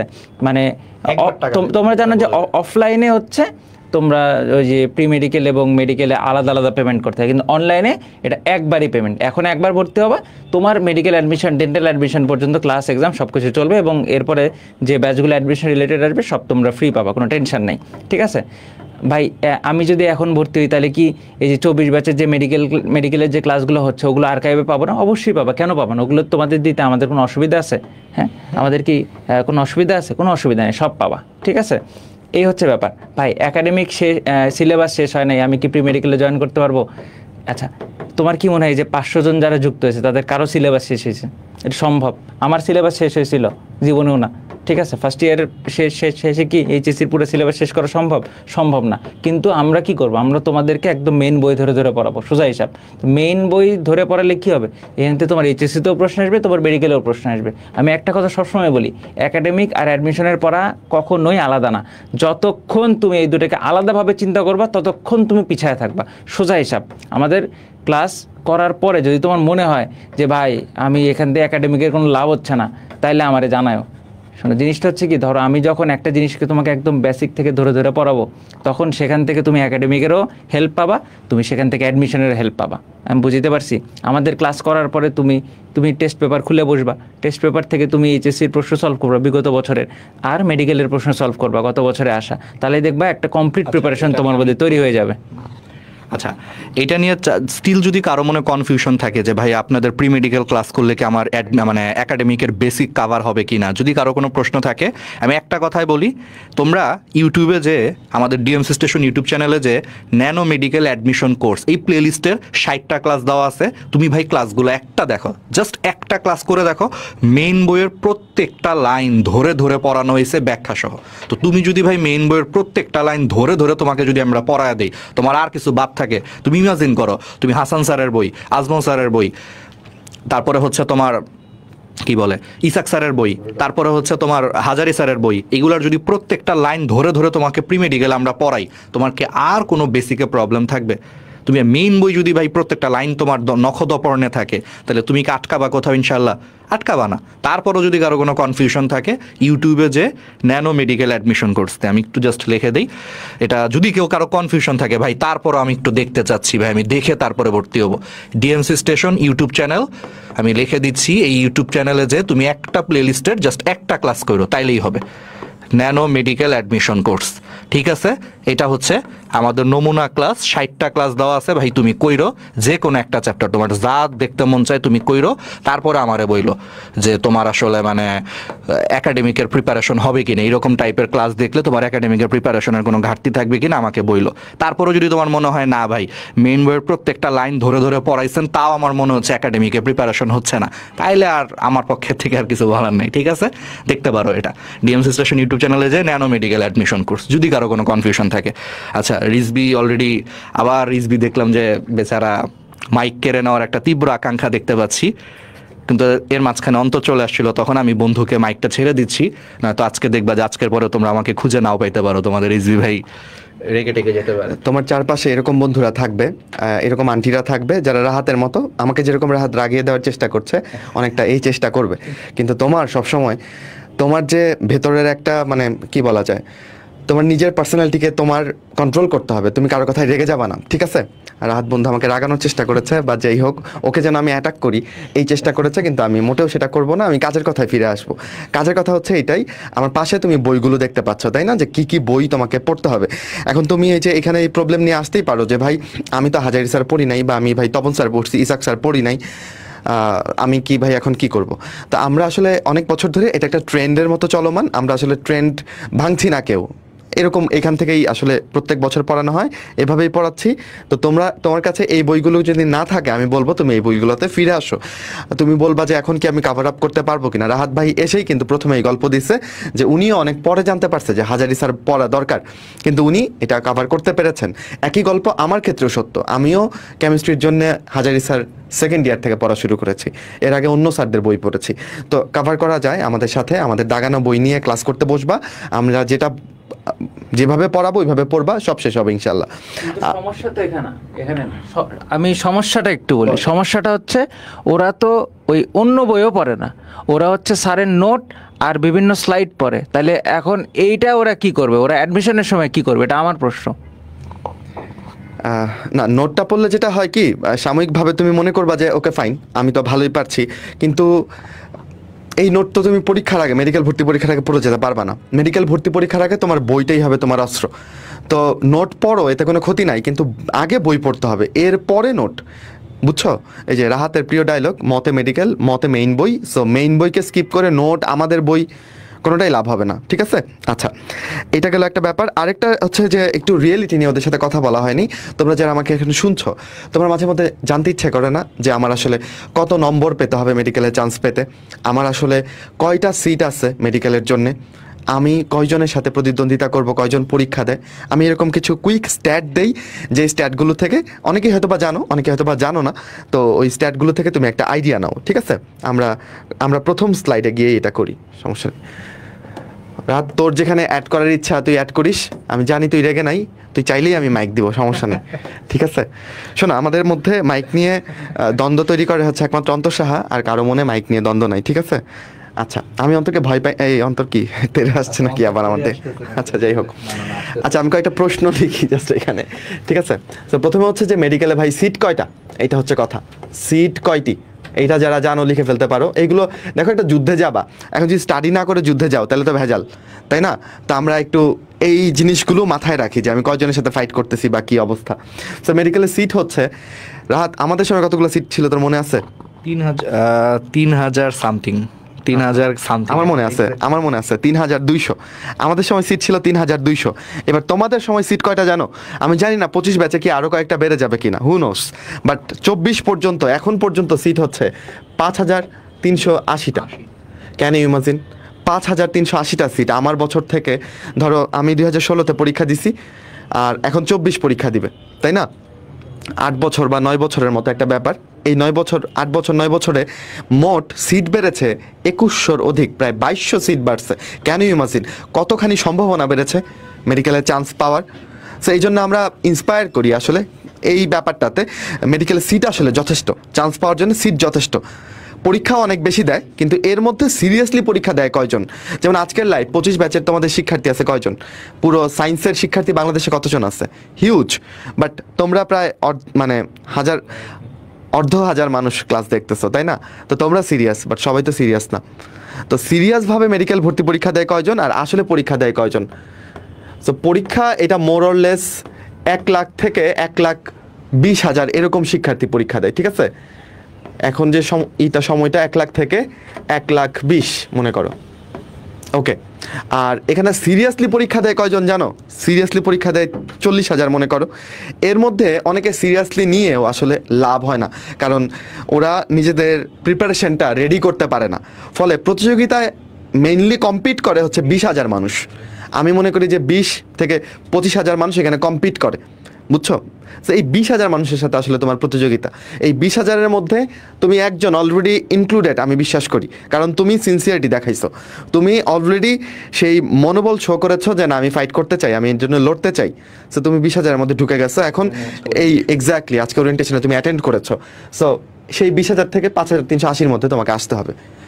এবার আসো, আমি যদি তাহলে আমরা সিট কতগুলো, পরীক্ষা কয়জন দেয় এটা বললাম, মানবন্টনের ব্যাপারে যাব। তার আগে তোমাকে যদি বলি যে কত আসলে পেতে হবে ভাই। আমার তো ভাই, আপনারা ঢাকা মেডিকেলে পড়েন, আপনারা খুব ভালো স্টুডেন্ট ছিলেন বোধহয়, এই জন্য ঢাকা মেডিকেলের স্বপ্ন দেখান। কিন্তু আমি ভাই চাই একটা সিট হলেই আমার হবে, আমার মেডিকেলের একটা শেষ সিটটা হলেও হবে। তাহলে আমার কত পাইতে হবে ভাই, এটা আমরা বলেন। মেডিকেলের মানবন্টনটা তুমি যদি, রাত ভাই একটু পরে ডিটেলস ওইটা বুঝাই দিবে তোমাকে। মানবন্টন 300 নাম্বারের পরীক্ষা হয়, 100 নাম্বার ভর্তি পরীক্ষার, 200 নাম্বার হচ্ছে জিপিএ। এখন পর্যন্ত এটাই, সামনে কী হবে আমরা জানি না, এটাই থাকবে, ধরে নিয়ে আমরা আগাবো, ওকে। এবার এই 100-র মধ্যে ভর্তি পরীক্ষার 100 কত পেলে আমি ভাই চান্স পাবো? যেই নাম্বারটা সর্বশেষ ব্যক্তি চান্স পায় এটাকে বলে কাটমার্ক। তো আমরা যদি কাটমার্কের একটা স্টাডি করি, এই কাটমার্ক আসলে কেমন হয়? সো এই কাটমার্কটা আসলে অ্যারাউন্ড 67, একটা নাম্বার যদি বলি তাহলে মোটামুটি 67 বা 70-র আশেপাশে থাকে। তো তুমি এই 67 ধরবা না, তুমি একদম শেষ নাম্বার ধরবা না। সেফ মার্ক যদি বলি, কাটমার্ক আমরা বিবেচনা না করি, আমি সেফ মার্ক বিবেচনা করি, তাহলে আমরা সেই নাম্বারটা বলবো 70। আমাদেরকে অবশ্যই 70 পাইতে হবে 100-র মধ্যে, তাহলে আমরা চান্স পাবো ইনশাল্লাহ। আর যদি ঢাকা মেডিকেলে পেতে চাই তাহলে 82 বা 83-র উপরে পাইতে হবে ঢাকা মেডিকেলে পেতে গেলে। আমি তোমার সামনে লাস্ট 5-10 বছরের সব স্ট্যাট সিরিয়ালি বলতে পারতাম, এগুলো বলে তোমার মাথা জ্যাম করলাম না। আমার অভিজ্ঞতার আলোকে সবগুলো তথ্য আমি জানি, এটার আলোকে এভারেজ একটা মার্ক আমি তোমাকে শোনাই দিলাম। এটার সাথে 1-2 নাম্বার এদিক সেদিক হবে, বুঝছো? তাতে কিচ্ছু যায় আসে না, এই হচ্ছে ব্যাপার। আর আমরা যদি যাই যে মানবন্টনটা কেমন, এটাই অনেকে জানো না, যারা লাইভ দেখছো সবাই মানবন্টনটা হয়তো বা জানো না। রাত আমি মনে করি যে একটা ফাঁকা পেজে তুই যদি মানবন্টনটা ওদেরকে একটু বুঝিয়ে দিস তাহলে খুব ভালো হবে। মানবন্টন, মেডিকেলের যে মানবন্টনটা। মাইনুল, তুই কি কিছু বলতে চাস কিনা? মাইনুল ভাই দাঁড়িয়ে আছেন, আমার হাতে লেখা জঘন্য বিচরণ করে জঘন্য ভাই, তুই মানবন্টনটা লিখে বুঝা। তোমাদের মাইনুল ভাই আসলে কমেন্টেই বসবাস করে, বুঝছো? ও কেন জানি সামনে আসতে খুবই লজ্জা পায়। আজকে ওকে একটু কালো লাগতেছে, এই জন্য আসলে আসতে চাচ্ছে না সামনে, বুঝছো? ও বলতেছে যে আমাকে আজকে একটু সুন্দর কম লাগতেছে, এই জন্য আসতে যাচ্ছে না। মাইক ছাড়া বাবা এসে বলতেছে। ওর স্ট্যান্ডার্ডে কালো আসলে বুঝতে হবে, কালোর কিছু স্ট্যান্ডার্ড আছে। আচ্ছা, মানবন্টন, তো মানবন্টনটা আমি জাস্ট একবার বলি। তো এখানে আসলে মেডিকেল ভর্তি পরীক্ষার টোটাল হয় 300 মার্কসে। তোমরা বলতে পারো ভাই 300 মার্কস, এত মার্কস কোথা থেকে আসলো আবার? আচ্ছা, এখানে দুইটা পার্ট আছে, একটা হচ্ছে এসএসসি এবং এইচএসসি, এই দুইটার জিপিএ থেকে নেওয়া হয় 200, মানে এটা কিন্তু লেটেস্ট হিসাব। আমি আবারও বলে দিচ্ছি, যদি কোনো কারণে সার্কুলারে চেঞ্জ আসে পরে এসে কিন্তু বললো না যে রাহাত ভাই তো বলছিল 300 মার্কসে হয়, এটা চেঞ্জ হতে পারে, কিন্তু এখন পর্যন্ত এটাই একদম লেটেস্ট আর কি। এই জন্য লেটেস্ট আপডেটেড তথ্যটাই তোমাদেরকে বলছি, আপডেটেড তথ্য। এসএসসি এবং এইচএসসি এইটা আসে হচ্ছে তোমার 200, এসএসসি এবং এইচএসসি মিলে, ঠিক আছে 200, আর 100 হচ্ছে তুমি ওই যে 1 ঘন্টায় যে পরীক্ষাটা দিবা। আচ্ছা, এখন আসো একটু আমরা জিপিএর হিসাবটা তোমাদেরকে একটু বুঝায় দিই। আমার কাছে দুঃখ লাগে যে অনেক ছাত্রছাত্রী মেডিকেল পরীক্ষায় বসতে দিবে, কিছুদিন পরে স্টিল জিজ্ঞেস করে ভাই আমার জিপিএটা আমি কত কত কত কাটা যাবে একটু আমাকে বলেন। আমার কাছে খুবই দুঃখ লাগে যে একটা ছোট্ট, আমার এখানে একটা অবজারভেশন আছে। স্টুডেন্টস, তোমরা জানো কিনা মেডিকেল ভর্তি পরীক্ষায় একটা ভুল অ্যান্সারের জন্য 0.25 করে কাটা যায় ভুল উত্তর দিলে। এবার রাহাত আমি দেখি যে আমার ধর এই কয়টা হয়েছে, এই কয়টা ভুল গেছে, তাহলে আমার নাম্বার কত হবে? এটা কিন্তু খুব বেশি জটিল ক্যালকুলেশন না, এমনি মুখে মুখে হিসাব করে বলে দেওয়া যায়। আমার অনেক স্টুডেন্টদের দেখি এই ক্যালকুলেশন করতে ক্যালকুলেটর বের করে, এই ক্যালকুলেশন করতে অনেকে সম্পন্ন করতে পারে না। তুমি যদি সেই লেভেলে থাকো তাহলে তুমি আসলে ক্ষতির দুয়ারে আসো। এইটুকু হিসাব যদি আমরা টুকটাক না করতে পারি, এবং আমার অভিজ্ঞতা এটাই বলে, যারা নিজেদের মার্ক হিসাব করতে পারে না, যে আমি 80টা সঠিক হয়েছে আর 10টা ভুল গেছে, তাহলে আমি কত পাইছি 100-র মধ্যে, এটা যে হিসাব করে বলতে পারে না, সে মেডিকেলে চান্স পায় না। এখন তুমি বলতেছো ভাই আমি তো পারি না, তুমি এই যে কয়েকদিন পর অভ্যস্ত হয়ে যাবা, শিখে যাবা, ঠিক আছে, কিন্তু তাও যদি শিখতে না পারো তাহলে তুমি বিপদে আছো এখনো, এটাই বলবো। আচ্ছা, তো যেটা বলতেছিলাম, যেটা আমার কাছে খুবই আফসোস লাগে যে আসলে এসএসসি এইচএসসি জিপিএ দিয়ে আমাদেরকে অনেক সময় প্রশ্ন করে ভাই আমার কত কাটা যাবে, অথচ দেখা গেছে সেই ছেলেটা বা মেয়েটা হচ্ছে 1 মাস পরে পরীক্ষা দিবে। তো এই জিনিসটা যাতে তোমাদের ক্ষেত্রে না হয়, আজকে যারা লাইভে আছে তারা অন্তত একটা জিনিস শিখে যাও, কিভাবে জিপিএ হিসাব করা হয়। তো এসএসসিতে তুমি যা পেয়েছো তাকে তুমি 15 দিয়ে গুণ করবা। কত দিয়ে গুণ করবা? 15 দিয়ে গুণ করবা। আর এইচএসসিতে তুমি জিপিএ যা পেয়েছো তাকে তুমি 25 দিয়ে গুণ করবা। আমি একটা এক্সাম্পল দিই।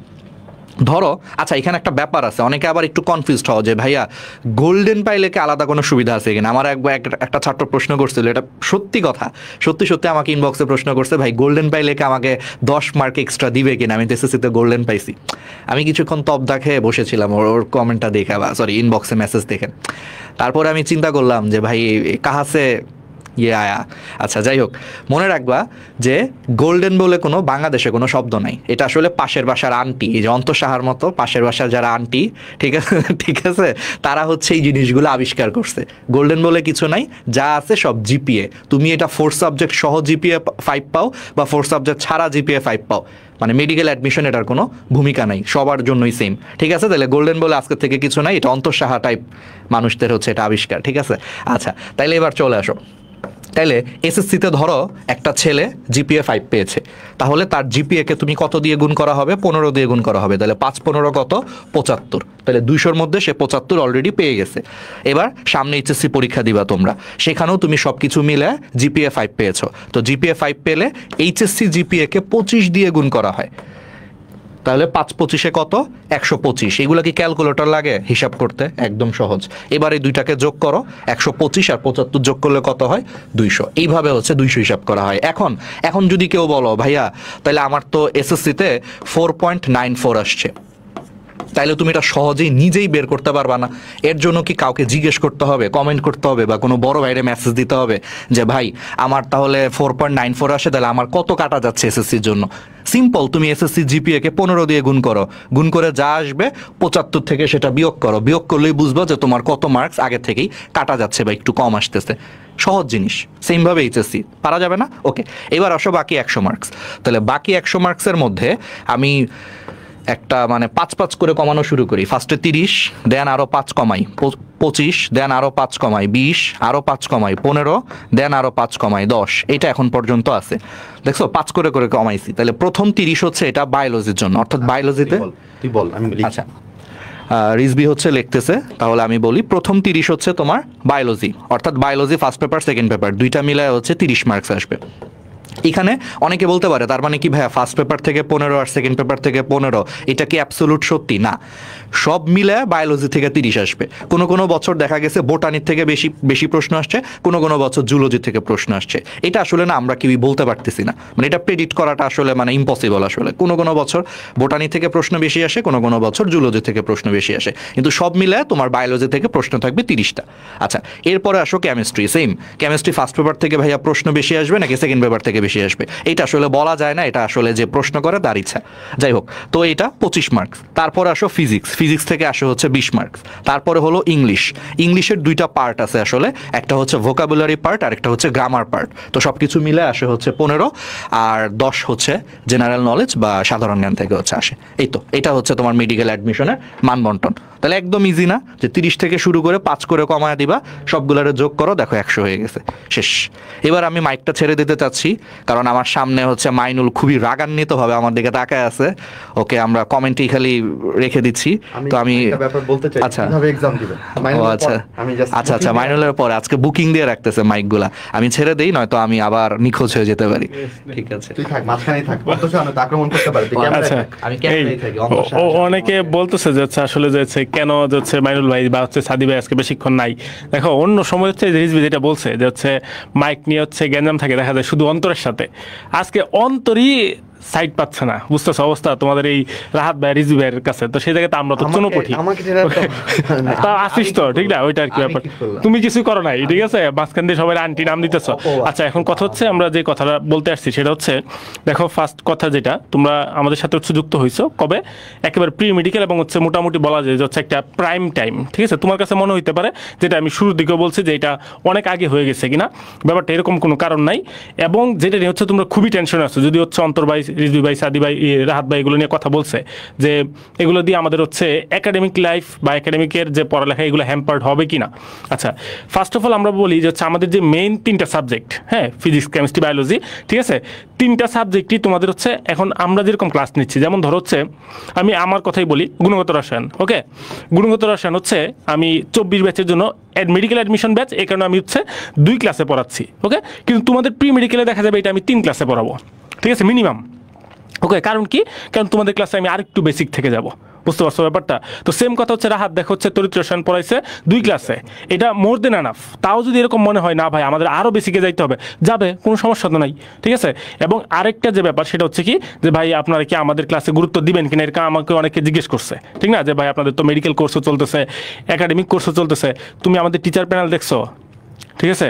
তুমি যদি এরকম একটা টিচার প্যানেল বাংলাদেশের আর কোনো অনলাইন এরকম প্ল্যাটফর্মে খুঁজে পাও, তখন এসে অফলাইনও কি সেম, আচ্ছা, এরকম একটা টিচার প্যানেল তুমি যদি পাও, তখন আমাকে এই কোয়েশ্চেন জিজ্ঞেস করতে পারো। কিন্তু তোমার তো এরকম টিচার প্যানেল তো নাই।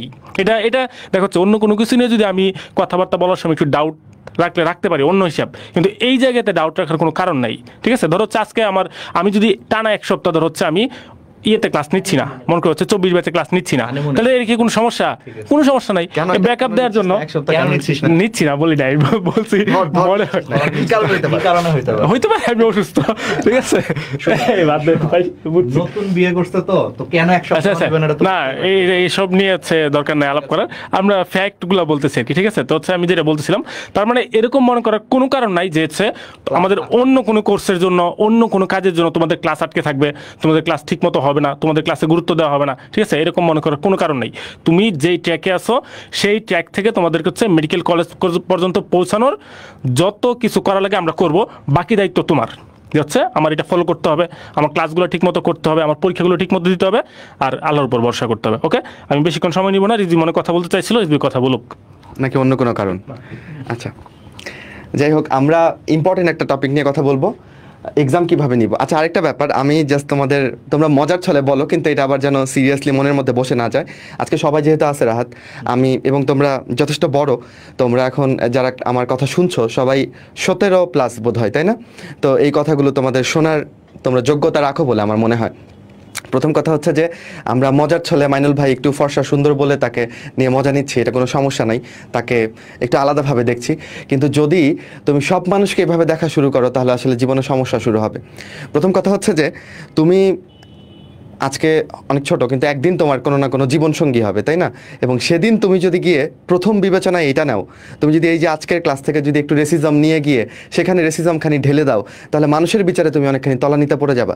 ঠিক আছে? সো প্রথমত তুমি মানুষকে কিন্তু দেখে কখনোই জাজ করবা না, কোনো মানুষকে জাস্ট চোখের দেখায় দেখে কখনো কাউকে জাজ করবা না। এটা উপদেশমূলক কথা বলতেছি, তোমরা জীবনে কাজে লাগাবা। এবং সেটা তো জীবনসঙ্গিনী বা জীবনসঙ্গী বাছাইয়ের জন্য অবশ্যই না। ঠিক আছে? এটা কখনোই করা যাবে না। আমরা টপিক থেকে দূরে সরে যাচ্ছি, তাই ভাইয়া একটু রেগে যাচ্ছে, কিন্তু আমার কাছে মনে হয়েছে যে এই ব্যাপারটা ওদেরকে একটু সচেতন করা দরকার। কারণ দেখা যায় যে এইখানে আমরা ওই পুরনো আমলের মানুষের মতো যদি একটা ডিমার্কেশন লাইন টেনে দেই, তাহলে আমরা আধুনিক হলাম কোথায়, একবিংশ শতাব্দীতে আসলাম কোথায়, তাই না? সো এই আর কি, আগে আমরা মানুষ বিচার করব, তারপর অন্য যা কিছু হোক। এনিওয়ে, এক্সাম কিভাবে দিব, স্ট্র্যাটেজিটা কি হবে সেটা নিয়ে একটু কথা বলবো। পরীক্ষার হলের 1 ঘন্টা, এইটা মোটামুটি তুমি যদি নিজের নিয়ন্ত্রণে নিয়ে নিতে পারো। নিজের নিয়ন্ত্রণ বলতে কি, মানে তুমি কি করছো তুমি জানো। কেউ কেউ আছে খুব ভালো প্রিপারেশন নেয়, কিন্তু এত নার্ভাস থাকে কি যে হচ্ছে ওর সাথে ও নিজেই বুঝতে পারে না। ও ঘামতেছে, ওর সময় যাচ্ছে, ও এক্সামটা গুছিয়ে শেষ করে আসতে পারে না। আমরা এখন থেকেই এক্সাম দিয়ে প্র্যাকটিস করব। কোচিংয়ের বা আমার অনলাইনে তুমি যে এক্সামটা দিচ্ছ, তুমি প্রত্যেকটা এক্সামকে এই লেভেলে সিরিয়াসনেস দেওয়ার চেষ্টা করবা। এটা মেডিকেল ভর্তি পরীক্ষা, আর মেডিকেল ভর্তি পরীক্ষায় গিয়ে যেন মনে হয় এটা RTDS এর পরীক্ষা।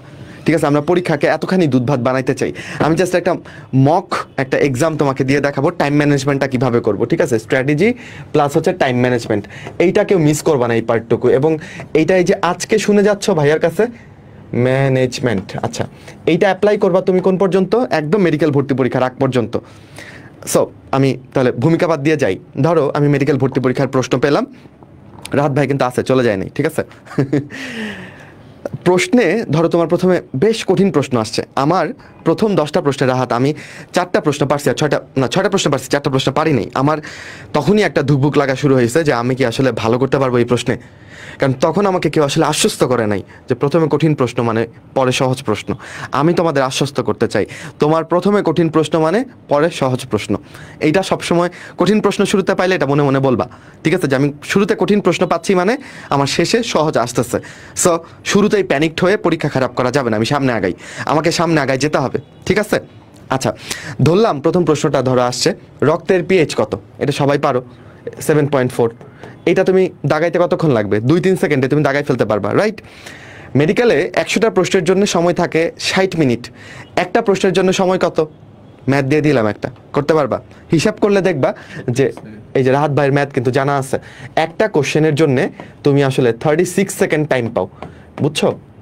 একটা কোশ্চেন অ্যান্সার করার জন্য 36 সেকেন্ড টাইম থাকে, কিন্তু তোমার এই প্রথম কোশ্চেন অ্যান্সার করতে তোমার টাইম লাগছে 2 সেকেন্ড। তো তোমার টাইম কিছুটা বাঁচতেছে। 2 নম্বর প্রশ্ন ধরো আসছে এরকমই জ্ঞানমূলক টাইপের, বাংলাদেশের রাজধানীর নাম কি? হ্যাঁ, তো এখানে আবার অপশনে দিয়ে দিল যে ঢাকা উত্তর, ঢাকা দক্ষিণ। তুমি কনফিউশনে পড়ে গেলা যে কোনটা দাগাবো, উত্তর না দক্ষিণ। রাজধানী আসলে ঢাকা, উত্তর দক্ষিণের কিছু নাই। ঠিক আছে? যাই হোক, তো এটা যদি চলে আসে এটাও তুমি পেরে গেলে। এগুলোতে তোমার টাইম লাগবে না, এগুলো দেখা মাত্র তুমি দাগাই ফেলবা। অনেকে রাহাত পেন্সিল নিয়ে যায়, পেন্সিল নিয়ে গিয়ে আগে পেন্সিল দিয়ে গোল্লা ভরাট করে, তারপরে কলম দিয়ে গোল্লা ভরাট করে। বলি রিজবি যে পেন্সিলের কথা বলছে, এটা আমি একটু বলতে চাচ্ছি, এটা আমার লাইফে মানে আমার স্কুলের সবচেয়ে বেস্ট ফ্রেন্ড। ও এই কাজটা করছে, ও এটা করছে ঢাকা ইউনিভার্সিটি পরীক্ষায়। কি করছে আমি বলি, আমার বেস্ট ফ্রেন্ড আর কি স্কুলের, ও পেন্সিল দিয়ে ঢাকা ইউনিভার্সিটি, আমাদের সময় MCQ আসতো, আমি 2016 ব্যাচ, হ্যাঁ 16 ব্যাচে, তখন রিটেন আসে নাই, তখন পুরো 120 মার্কের হচ্ছে শুধু MCQ পরীক্ষা হইতো ঢাকা ইউনিভার্সিটিতে, 1.5 ঘন্টা সময়। তো আমার বন্ধু কী করছে জানো, ফিজিক্সে 30টা প্রশ্ন আসতো, কেমিস্ট্রিতে 30টা, বায়োলজিতে 30টা, ম্যাথে 30টা, এরকম ছিল। আচ্ছা, তো আমার বন্ধু কী করছে, সে ম্যাথ হচ্ছে সে প্রশ্নপত্রে আগে দাগাইছে, মানে ম্যাথ করে করে সে প্রশ্নপত্রে আগে পেন্সিল দিয়ে দাগাইছে যে এটার অ্যান্সার ক, এটার অ্যান্সার খ। তার প্ল্যান ছিল সে শেষে এগুলা সব গোলা ভরাট করবে। পরে কি হয়েছে জানো, 1.5 ঘন্টা সময় চলে গেছে, আমার বন্ধুর খাতা হচ্ছে টান দিয়ে নিয়ে গেছে, ওএমআর টান দিয়ে নিয়ে গেছে, সে ম্যাথ মাত্র 3টা গোলা ভরাট করতে পারছে। অথচ বেচারা কিন্তু ম্যাথে খুবই ভালো ছিল, ও ম্যাথে মনে করো 30-এর মধ্যে মিনিমাম 20-এর উপরে পাইতো। ও যে অ্যান্সারগুলো করছে, কিন্তু সে পেন্সিল দিয়ে প্রশ্নে দাগাইছে, ফার্স্টে ভাবছে পরে তুলবে, স্টাইল করতে গেছে, লাস্টে আর ওএমআরে তুলতে পারে নাই, তার আগেই খাতা নিয়ে গেছে। সে ম্যাথে 3টা দাগাইছে, ম্যাথে মনে হয় এর মধ্যে তাও একটা লাস্টে একটা ভুল গেছে, 3টার মধ্যে হচ্ছে 2টা হয়েছে আর একটা ভুল। বুঝতেই পারতেছে একদম ডিজাস্টার, ওর ডিউর চান্স মিস হয়ে গেছে। এই ডিউর চান্স মিস হওয়ার পিছনে সবচেয়ে বড় ভুলটা ওর ছিল এটাই, যে ও প্রথমেই পেন্সিল দিয়ে আগে প্রশ্নে দাগাইছে, দেন ভাবছে এটা পরে ওএমআর ফিল আপ করবে। তো এই কাজগুলা সাবধান, অ্যাডমিশনে করা যাবে না। অ্যাডমিশনে এত তোমার টাইমের এত লাক্সারি নাই যে তুমি আগে হচ্ছে পেন্সিল দিয়ে প্রশ্নে দাগাবা বা পেন্সিল দিয়ে ওএমআর একটু ছোট্ট করে দাগায় রাখবা, পরে আবার কলম দিয়ে গোল্লা ভরাট করবা। বিশ্বাস করে এত টাইম তুমি পাবা না। তুমি একটা প্রশ্ন পারো মানে তোমার ওএমআরে একটা দাগানো হয়ে যাবে, 2টা প্রশ্ন পারো মানে ভাই তোমার ওএমআরে 2টা দাগানো শেষ। এইটা হচ্ছে ইম্পর্টেন্ট, বুঝতে পারছো? এই ভুল করো না। আমার বেস্ট ফ্রেন্ড নিজে সাফার করছে এটা অ্যাডমিশনে, একদম বাস্তব ঘটনা। এক্স্যাক্টলি। সো ভাইয়া বলে দিচ্ছেন, যেটা পারবো সেটা দাগাই ফেলবো, এত নখরা করার টাইম নেই, এত মানে 1 ঘন্টা সময়ের মধ্যে আমি এগুলো করার সুযোগ নাই। 3 নম্বর প্রশ্নে ধরো তোমার একটু জটিল একটা ব্যাপার আসছে। আমরা যদি লাস্ট ইয়ার মেডিকেল কোশ্চেন দেখি, বায়োলজি কোশ্চেনগুলো ভালোই ট্রিকি ছিল, দুধ ভাত ছিল না, এবং অপশনের বড় বড় থাকা অপশন বা চিন্তা করার মতো অপশন ছিল। তো এই অপশনগুলো পড়ে তুমি ধরো প্রথমে বুঝতে পারো নাই যে অ্যান্সার আসলে কোনটা হবে, 4টা অপশন পড়ে তুমি বুঝো নাই। তুমি যদি এখানে আটকে যাও, তুমি যদি কলম কামড়াইতে থাকো, ঘড়ির কাঁটা তোমার জন্য থেমে থাকবে না, ঘড়ির কাঁটা চলবে, সময় যাবে এবং তুমি সময় হারাচ্ছ। তোমাকে মাথায় রাখতে হবে, কঠিন প্রশ্নে 1 নাম্বার, সহজ প্রশ্নেও 1 নাম্বার। কঠিন প্রশ্নে আটকে থাকা মানে চরম বোকামি। আমি তাহলে কি সাজেশন দিব? যেই প্রশ্নটা তোমার জন্য মনে হচ্ছে একবার পড়ে তুমি পারছো না, সেটাকে তুমি স্কিপ করবা। স্কিপ কিভাবে করবা? স্কিপ করা মানে জাস্ট এটা রেখে তুমি 4 নাম্বারে চলে আসবা, কিন্তু তুমি তোমার প্রশ্নপত্রে দাগাইতে পারবা। মার্কিট ওএমআরে কোনো দাগ দেওয়া যাবে না, কোনোভাবে ওএমআরে দাগ দেওয়া যাবে না। মনে করো পরীক্ষার আগের রাতে তুমি ঘুমাও নাই, না ঘুমায় পরীক্ষা দিতে গেছো, পরীক্ষার মধ্যে একটু করে ঘুমাই পড়ছো, এরকম করে একটা দাগ লেগে গেছে ওএমআর, ঠিক আছে? তাহলে কিন্তু যে কয়টার উপর দিয়ে দাগ গেছে এগুলা কিন্তু মানে রিস্কে পড়ে যাবে, বুঝছো? তাহলে ওএমআরে কোনো দাগ দেওয়া যাবে না, প্রশ্নে দাগানো যাবে। তো প্রশ্নে ধরো আমি এখানে সবগুলাই গোল্লা দিয়ে ফেলছি আগে।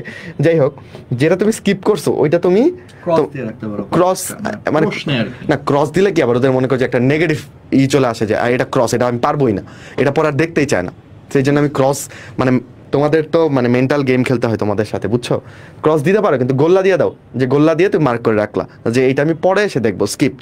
4 নাম্বারে ধরো সোজা প্রশ্ন আসছে, পারছো। 5 নাম্বারে গিয়ে দেখো একটা ম্যাথ আসছে। আর ম্যাথ মানে কি? মানে ম্যাথ মানে ম্যাথমেটিক্সের ম্যাথ না, কেমিস্ট্রি ম্যাথ, ফিজিক্সের ম্যাথ, ঠিক আছে? এবং তোমার কাছে মনে হচ্ছে এই ম্যাথ না পারলে আমার জীবন বৃথা। আমি করছি ইঞ্জিনিয়ারিং কোচিং, আমি করছি ভার্সিটি কোচিং, বা আমি তো এগুলার প্রিপারেশনে নিচ্ছি, আমি তো ম্যাথ ভালো পারি। তা আমার জীবনের সাথে একটা চ্যালেঞ্জ নিয়ে নেয় যে এই ম্যাথ আমার পারতেই হবে, না পারলে আমার এ কী হইলো পরীক্ষা। ওই যে মাথায় রাখতে হবে, ম্যাথেও 1 নাম্বার, প্রথম প্রশ্নেও 1 নাম্বারই ছিল, তাই না? এখন ধরো ম্যাথ আসছে হচ্ছে যে ভর 10 কেজি, বেগ হচ্ছে 12 মিটার পার সেকেন্ড, ভর বেগ কত? এইটা যদি তুমি ফেলে আসো তাহলে বোকামি হবে। এটা তো 120 কেজি মিটার পার সেকেন্ড, এটা তুমি দাগাই ফেলবা। কিন্তু যদি ম্যাথ হয় বড়, ধরো তুমি ম্যাথটা করছো 3 মিনিট লাগায়, 3 মিনিট লাগায় ম্যাথ করার পরে তুমি দেখছো যে এখানে যে অ্যান্সার দেওয়া আছে 4টা অপশন, অপশনের মধ্যে তোমার অ্যান্সার নাই, তাহলে 3 মিনিট তোমার লস গেল না পুরাই? বড় ম্যাথ হইলে স্কিপ করো, সোজা ম্যাথ হলে করে ফেলো, মুখে মুখে খুব ইজি, টাইম লাগলো না। বড় ম্যাথ হলে স্কিপ করে যাও, পরে এটা ওই যে পরে আমরা সলভ করব, ঠিক আছে? যদি এখানে তুমি 3 মিনিট সময় নষ্ট করো, এটার কনসিকুয়েন্স তোমাকে বলি, এটার ফলাফল কি হবে? এটার ফলাফল হচ্ছে তুমি যখন 95 নাম্বার প্রশ্নে থাকবা, স্যার বলবে এই খাতা দাও, টাইম শেষ। অথচ 100 পর্যন্ত, এই যে 96 থেকে 100 পর্যন্ত যে 5টা প্রশ্ন, এই 5টা প্রশ্ন ধরো 1, 2 এর মতো সোজা ছিল, তোমার 30 সেকেন্ড সময় দিলে তুমি এই 5টা প্রশ্ন গ্যাট গ্যাট দাগাই ফেলতে পারতা। কিন্তু তুমি বিলাসিতা করে অঙ্কে 3 মিনিট সময় দিয়ে আসছো, এগুলোর জন্য লাস্টের 5টা দেখারই সময় পাও নাই। তাহলে বুঝছো এটা কি করা যাবে কখনো 100টা প্রশ্নের পরীক্ষাতে? কখনো না। মনে থাকবে? তাহলে ভাই আপনার সাজেশন কি? আমার সাজেশন শুরু থেকে 100 পর্যন্ত দেখে ফেলতে হবে, as early as you can চলে আসতে হবে এই পর্যন্ত। কতক্ষণ সময় নিব? On an average 35 to 40 minute time নিব আমরা 100টা প্রশ্ন দেখার জন্যে। প্রথম দেখায় কয়টা দাগাবো সব আমি জানি তোমাদের প্রশ্ন, এই জন্য করে করে বলে দিচ্ছি। প্রথম দেখায় যদি তোমার প্রিপারেশন ভালো হয়, আই বিলিভ যে তুমি 60 থেকে 70টা দাগায় ফেলতে পারবা, যদি প্রিপারেশন ভালো হয়, ঠিক আছে? আমি কোচিংয়ের পরীক্ষাগুলোতে আমি দেখতাম যে আমি 80-80 কাছাকাছি দাগায় ফেলতে পারতাম, কিন্তু মেইন মেডিকেল ভর্তি পরীক্ষায় রাহাত আমি দাগাইছি মাত্র 69টা। কারণ আমি ওই দিন অনেক কনজারভেটিভ ছিলাম, আমার একটু কনফিউশন লাগলে আচ্ছা ঠিক আছে এটা আমি পরে দাগাই। তো এই জন্য না আমার একটু ভয় ভয় লাগছে যে আই রে এটা তো আমার কোচিংয়ের পরীক্ষার মতো হচ্ছে না। আমার তখন কেউ বলে নাই যে আসলে আমি 83 পাইলেও যে ঢাকা মেডিকেলে পাবো, ঠিক আছে, আমি এই স্ট্যাটগুলো জানতামই না। আজকে তোমার 2 মিনিটে যতগুলো স্ট্যাট দিচ্ছি, এই স্ট্যাটগুলো আমাদের সময় আমরা জানতামই না কত পাইতে হবে। আমি আমি আমি জাস্ট একটা জিনিস বলি, আমি পরীক্ষা দিয়ে, আমি মেডিকেল পরীক্ষা দিয়ে আমি 3 দিন কারো ফোন পর্যন্ত ধরি নাই। আমার বারবার মনে হচ্ছিল ঢাকা মেডিকেল মিস হয়ে গেছে। ওই যে সেম, আমি স্ট্যাট জানতাম না যে কত পাইলে ডিএমসিতে চান্স পাওয়া যায়, আমি জানতাম না। আমার বারবার কেন জানি মনে হচ্ছিল আমি হয়তো বা চান্স পাইলো মানে আমি ডিএমসি পাচ্ছি না, ঢাকার বাইরে কোথাও চান্স পাবো। আমার মন খুব খারাপ ছিল, কারণ আমি ছোটোবেলায় আমার স্কুল কলেজ সব ঢাকায় ছিল, তো আমার স্বপ্ন ছিল যে আমি ঢাকাতেই থাকবো। তো মানে আমি জানতামই না যে আসলে কত পাইলে কি হয়। পরীক্ষা আমার কাছে মনে হয়েছে পরীক্ষা জঘন্য পরীক্ষা দিয়েছি, মানে খুব মন খারাপ ছিল, খুবই মন খারাপ ছিল। আমি 3 দিন আমার বন্ধু বান্ধব যত ফোন দিয়েছি আমি কারো ফোনও ধরি নাই, এবং আব্বুরে বলে দিছি এক্সপেকটেশন রাখো না, ছেলে ডিএমসিতে পাচ্ছে না, এটা ধরে রাখায়। মানে আমি পরীক্ষার হল থেকে বেরোয় আব্বা আম্মুর হাসি মুখটাকে একদম বেজার করে দিছি এই কথাটা বলে, যে ছেলে মনে হয় না ডিএমসিতে পাবে, চান্স পাবো হয়তো বা, কিন্তু হয়তো ঢাকার মধ্যেই পাবো না। আমি এটা ভাবছিলাম, কারণ স্ট্যাট জানতাম না আসলে কত পাইলে ডিএমসি হয়, এগুলো কিছুই জানতাম না, গাইডলাইন ছিল না আমাদের টাইমে। একদম রাহাতের কথা একদম অবিকল আমার ক্ষেত্রে সত্য। আমি রাহাতের কাছে এই ব্যাপারটা আজকেই জানলাম।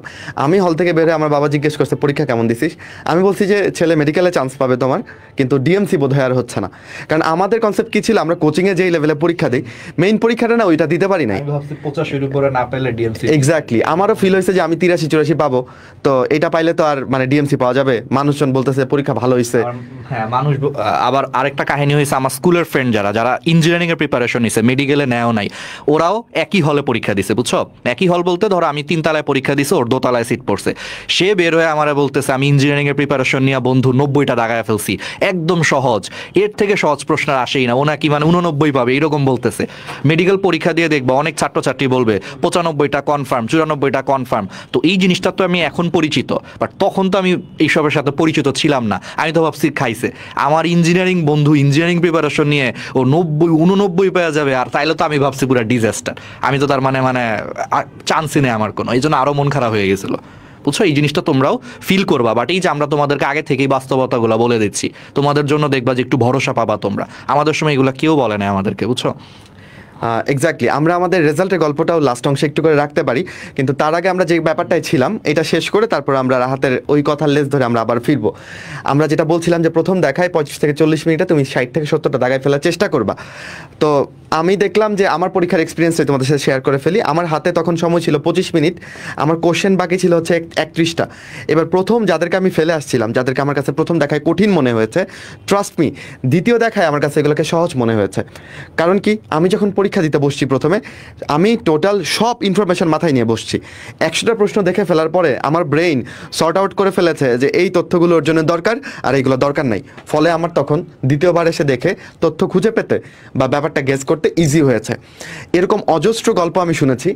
ধরো এই যে একটা প্রশ্ন কনফিউশন, 2টার মধ্যে ভাবতেছে আচ্ছা দাগাই দিই, এই যে তড়িঘড়ি করে দাগাই দিল, 5টা প্রশ্ন পার করার পরে সে বুঝতে পারে হায় হায় এটা তো এটা না, এটা তো এইটা হইতো।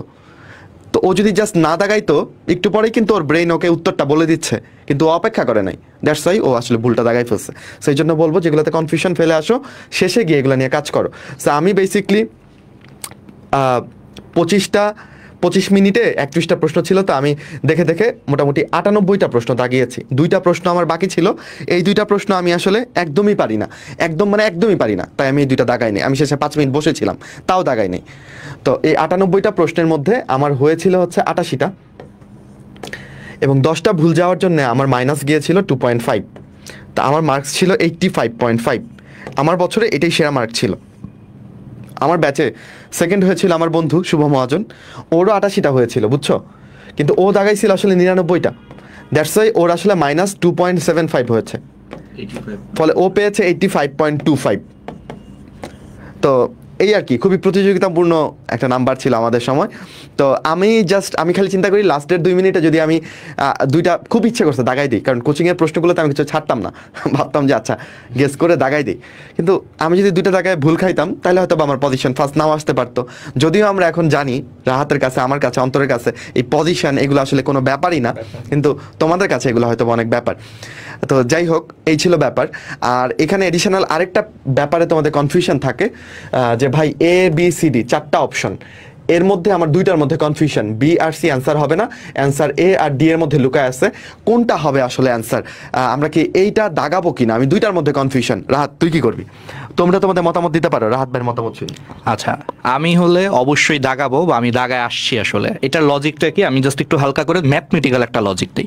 ধরো তুমি 10টা প্রশ্নে তুমি ডাবল অ্যান্সারের মধ্যে কনফিউজড, যে তুমি বুঝতেছো যে এটা বি এবং সি, এটা হবে না, তুমি শিওর যে এটা হয় বা হয়তো এটা হবে, নয়তো এটা হবে। ধরো এরকম 10টা প্রশ্ন হয়েছে। আচ্ছা, আমরা ম্যাথের সম্ভাবনা করি, হ্যাঁ তোমরা ম্যাথের সম্ভাবনা পড়ে আসছো। ধরো এরকম 10টা প্রশ্নে ডাবল অ্যান্সারের মধ্যে তুমি কনফিউজ, যে হয় এটা নয়তো এটা, শিওর তুমি দুইটার যে কোনো একটা হবে। তাহলে এইরকম প্রশ্ন তুমি অবশ্যই দাগাবা। ধরো এই যে 10টা প্রশ্নের মধ্যে সম্ভাবনার অঙ্ক যদি করি, যেহেতু দুইটা অ্যান্সারের মধ্যে কনফিউজড, ধরো এর মধ্যে তোমার 5টা হবে সম্ভাবনা, পুরা ম্যাথ, আর ধরো 5টা ভুল গেছে, ঠিক আছে, তাহলে 5টা হলে তুমি কত মার্ক এক্সট্রা পেলা? +5 পেলা। আর এই যে 5টা ভুল গেল, তুমি কত মাইনাস হলো? তোমার 1.25। তো সব মিলে +5 আর -1.25, দুইটাকে নিট করে যদি আমি হিসাব করি, তোমার ঝুড়িতে অতি মূল্যবান 3.75 মার্কস যোগ হয়েছে, অতি মূল্যবান। এই মার্কসটাই দেখা যাবে যে কারো মেডিকেলে চান্স পাওয়া না পাওয়ার কিন্তু পার্থক্য করে দিবে, বা কারো ঢাকা মেডিকেলে চান্স পাওয়া না পাওয়ার পার্থক্য করে দিবে এই মার্কসটাই। এই জন্য অবশ্যই ডাবল অ্যান্সারের মধ্যে কনফিউজড, অর্থাৎ তুমি দুইটা অপশনের যে কোনো একটা হবে শিওর, অবশ্যই দাগাবা। এবং তোমাকে আরেকটা ছোট্ট করে কথা বলি, আমাদের যেই সমস্ত বন্ধুরা ঢাকা মেডিকেলে চান্স পাইছে, সবাই ডাবল অ্যান্সারের মধ্যে কনফিউজড। এই সমস্ত প্রশ্ন সবাই দাগাইছে, আমি দাগাইছি, আমার সামনের জন দাগাইছে, আমার পিছনের জন দাগাইছে। মানে আমরা তো চান্স পাওয়ার পরে যখন মেডিকেলে ক্লাস হয়, এগুলো নিয়ে আমরা কথাবার্তা বলছি, কার অ্যাডমিশন কেমন ছিল, এক্সপিরিয়েন্সটা। তো আমি একটা জিনিস দেখছি, ডিএমসিতে যারা চান্স পাইছে ভাই, সবাই ডাবল অ্যান্সারের মধ্যে কনফিউজড, এরকম প্রশ্ন একটাও বাদ দিয়ে আসে নাই, সবগুলা দাগাইছে, বুঝছো? তো ক্লিয়ার কাট অ্যান্সার পেলা। এখন প্রশ্ন হচ্ছে যে কয়টা দাগাবো। তার আগে বলি, ভাইয়ের কথা ঠিকঠাক মতো বুঝতে হবে। ভাই কোনগুলো রিস্ক নিতে বলেছে, কোনগুলো দাগাইতে বলছে, দুইটার মধ্যে কনফিউশন থাকলে, যদি রাহাত ভাইয়ের এই ম্যাথমেটিশিয়ান রাহাত ভাইয়ের এই কথাকে যদি ভুলভাবে ইন্টারপ্রিট করো, তোমরা যদি বলো যে রাহাত ভাই বলছে যে 3টার মধ্যে কনফিউশন থাকলে একটা দাগাই দিবা, তাহলে হবে? বা ভাই বলছে 4টার মধ্যে তো একটা উত্তর আছেই, বিসমিল্লাহ বলে দাগাবা, তাইলে হবে? 2টার মধ্যে কনফিউশন থাকলে দাগাবা, এর বেশি থাকলে দাগাবা না, স্কিপ করে আসবা, ঠিক আছে? আচ্ছা, কয়টা দাগাইতে হবে? রাহাত ভাই যেটা বললো যে ডিএমসিতে পাইতে গেলে তোমার নাম্বার এখন যেটা লাগে রিসেন্ট ইয়ার্সে 83-84 লাগে। এখন কেউ যদি ধরো 85টা দাগায় আসে, তাহলে কি সে ডিএমসিতে পাবে? It's so tough, so tough 85 দাগায় 83 পাওয়া। তো তোমার কয়েকটা এরকম রিস্ক না নিলে আসলে তোমার ওই নাম্বারটা উঠবে না। তো চেষ্টা করবা ক্যালকুলেটিভভাবে রিস্ক নিতে। তো কয়টা দাগাবো আসলে? আমি যদি এই রেঞ্জটা বলি, আমি বলবো যে 90 থেকে 95টা একটা ভালো নাম্বার, ভালো রেঞ্জ। রাত কি বলিস? খুব কঠিন হইলে তুমি 85 দাগাইলে, কিন্তু 85-র কম দাগানোটাকে একটু রিস্কি মনে হয়। যে তোমার মনে হবে, তোমার বন্ধু কেউ বলবে যে আমি 75টা দাগায় আসছি, আমার 75ই হবে, আমি মেডিকেলে চান্স পেয়ে যাব। কিন্তু ও তো দাগাইছে কি জানো? ও দাগাইছে হচ্ছে থার্মোমিটার দিয়ে তাপ পরিমাপ করা হয়। এটা কি হয়েছে? তো ভুল গেছে। থার্মোমিটার দিয়ে তাপমাত্রা পরিমাপ করা হয়, তাপ পরিমাপ করা হয় ক্যালোরিমিটার দিয়ে। তো এটা ও ভাবতেছে ও সঠিক দাগাইছে, আসলে সঠিক দাগায় নাই। তো এরকম করে আমাদের অজান্তে অনেকগুলো ভুল হয়ে যায়। সেই সুযোগটা রাখার জন্য একটু বেশি দাগাইতে হবে। যদিও আমার একটা স্টুডেন্ট আসলে গত বছর ছিল এরকম, ও 77টা দাগায় আসছে, রংপুর মেডিকেলে চান্স পাইছে। এরকম এক্সেপশনাল খুবই কম, বুঝছো? এক্সেপশনাল এরকম ব্যাপারগুলো খুবই কম। আচ্ছা রাহাত, আমরা আমাদের বইগুলো নিয়ে একটু কথা বলবো। আমাদের যে 14 সেট বই আছে, অন্তর তুইও যদি একটু আমাদের সাথে সঙ্গ দিস তাহলে ভালো হয়।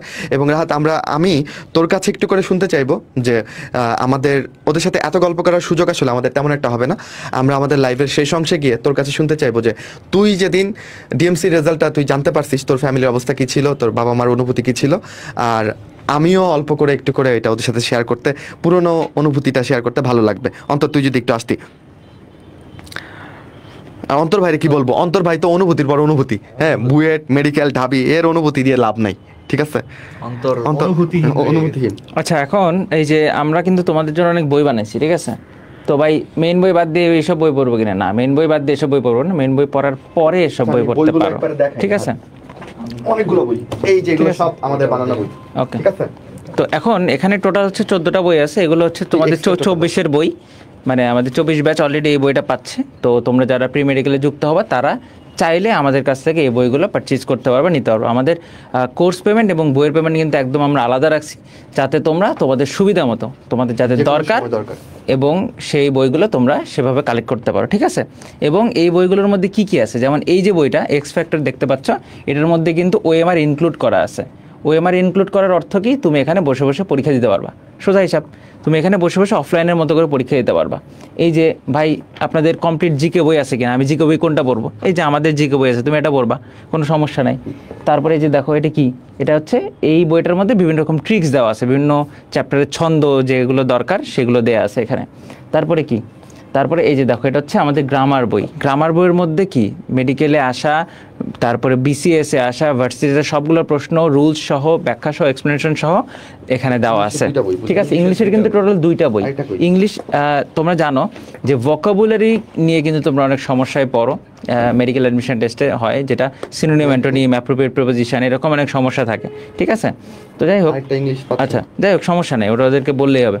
তো এই যে ভোকাবুলারির জন্য কিন্তু আমাদের আলাদা একটা বই আছে, যে বইটা পড়ে তুমি ভোকাবুলারির উপরে একদম একটা ভালো কি দখল নিতে পারবা, ঠিক আছে।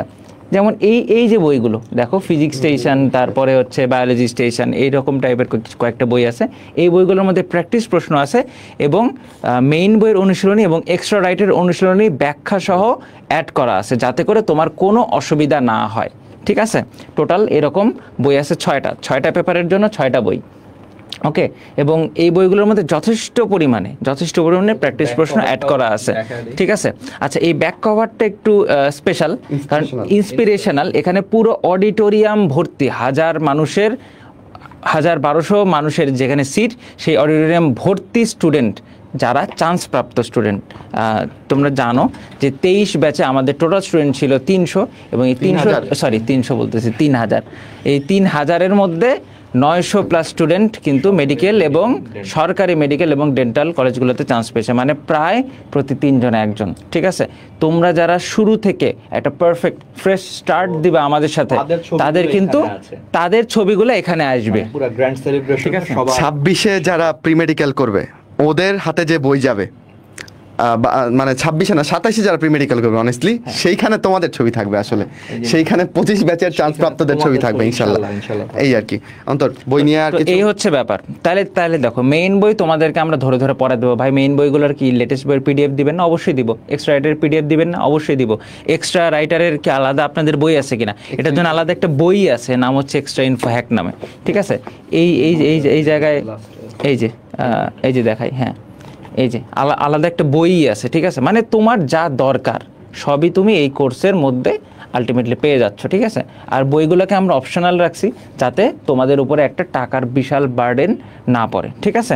এবং বইগুলো কতটুকু প্রিমিয়াম বুঝতেই পারতেছো, ঠিক আছে। কোনো একটা অফলাইন কোচিংয়ে তুমি যদি ভর্তি হও, এই টাইপের বইগুলো নিতে আমি বলবো যে প্রায় 7-8 হাজার টাকা গুনতে হয়, যেখানে এই বইগুলো আমরা একদম জাস্ট মোটামুটি প্রিন্টিং কস্টে তোমাদেরকে দিয়ে দিব, মানে ভর্তুকি দিয়ে আসলে তোমাদেরকে দেওয়া হচ্ছে আসলে, ঠিক আছে। তো যাই হোক, এই হচ্ছে পুরো আমাদের মডিউল।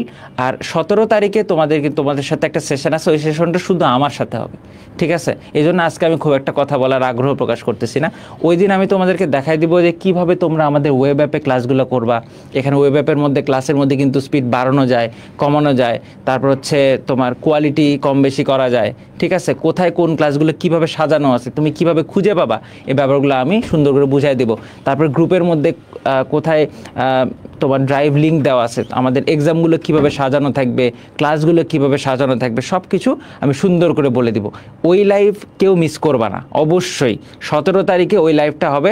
ওই লাইভ যদি মিস করো তাহলে দেখবা যে হাজারো প্রশ্ন থেকে যাবে, তুমি এই প্রশ্ন আর শেষ হবে না। ওই লাইভে আমার সাথে থেকে বিস্তারিত সব কিছু শিখে নিবা, ঠিক আছে।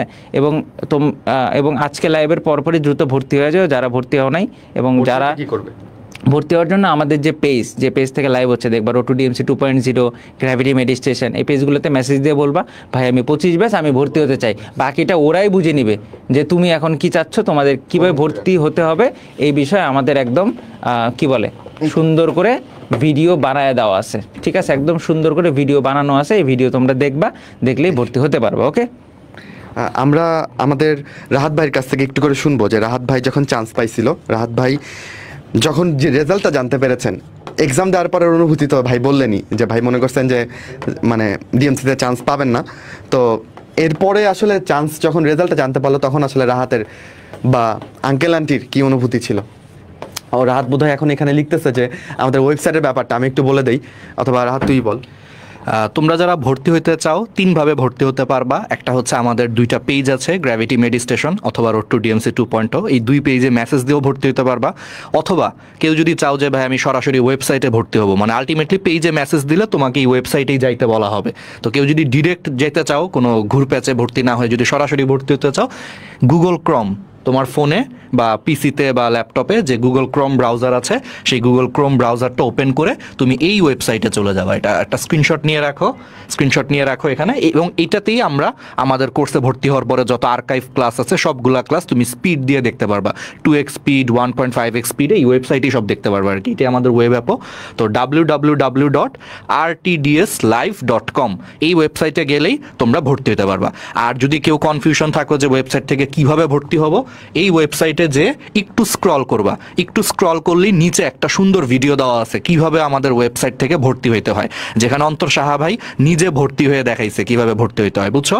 তাহলে www.rtdslive.com এই ওয়েবসাইটে যে একটু স্ক্রল করলেই তুমি একটা ভিডিও পেয়ে যাবা, যেখানে অন্তর সাহা ভাইয়া হচ্ছে দেখাইছে কিভাবে ভর্তি হইতে হয়। ওই ভিডিওটা দেখে তুমি ভর্তি হয়ে যাবা, ঠিক আছে, ওয়েবসাইট থেকে। আচ্ছা, আমি আমার অনুভূতিটা বলবো, তার আগে জাস্ট একটা মিনিট আমি তোমাদেরকে একটু বলতে চাচ্ছি যে আমরা যে 14টা সহায়ক বই দিচ্ছি, এই সহায়ক বইগুলোকে তুমি কিভাবে কাজে লাগাইতে পারো। আমি একটা কমেন্ট দেখলাম যে ভাই 14টা বইকে আসলে আমি কিভাবে সবচেয়ে প্রিমিয়াম উপায়ে ব্যবহার করতে পারবো। বই তো কিনে রাখলে তো শুধু হবে না, তাই না? বই কিনে তুমি ফালায় রাখছো, তাহলে কি লাভ হইলো? কিভাবে করবা?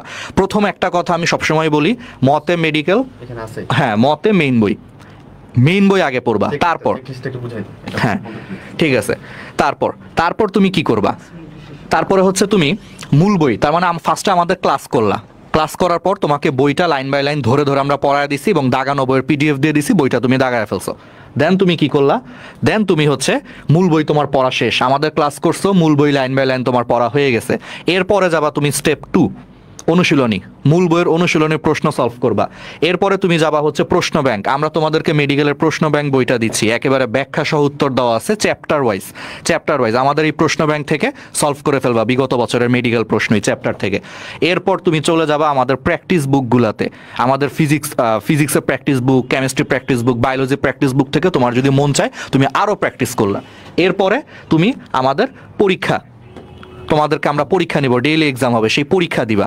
সেই পরীক্ষাতে তুমি কি ভুল করছো সেই পরীক্ষার সলভ শিটে হচ্ছে ব্যাখ্যা সহ সব উত্তর দেওয়া থাকবে। তুমি সেই সলভ শিট থেকে মিলায় নেবা যে কোনগুলো আমার ভুল হইলো, এবং যেই টপিকগুলো ভুল হইলো সেই টপিকগুলো তুমি আবার বই থেকে হোক বা সলভ শিট থেকে হোক তুমি শিখে ফেলবা। এই স্টেপগুলো যদি অনুসরণ করো তাহলে তুমি একটা চ্যাপ্টার পারফেক্টলি পড়তে পারবে এবং আমাদের বইগুলোকে তুমি কাজে লাগাইতে পারবা, বুঝতে পারছো? এবং সাথে তোমাদের যদি মন চায় যে ভাই আমি বাসায় বসে ওএমআর দাগায় হচ্ছে প্র্যাকটিস করব, তার জন্য যে আমাদের দা এক্স ফ্যাক্টর বইটাও আছে। এই বইটা শুধু বানানো হয়েছে বাসায় বসে 5000 প্রশ্নে পরীক্ষা দেওয়ার জন্য।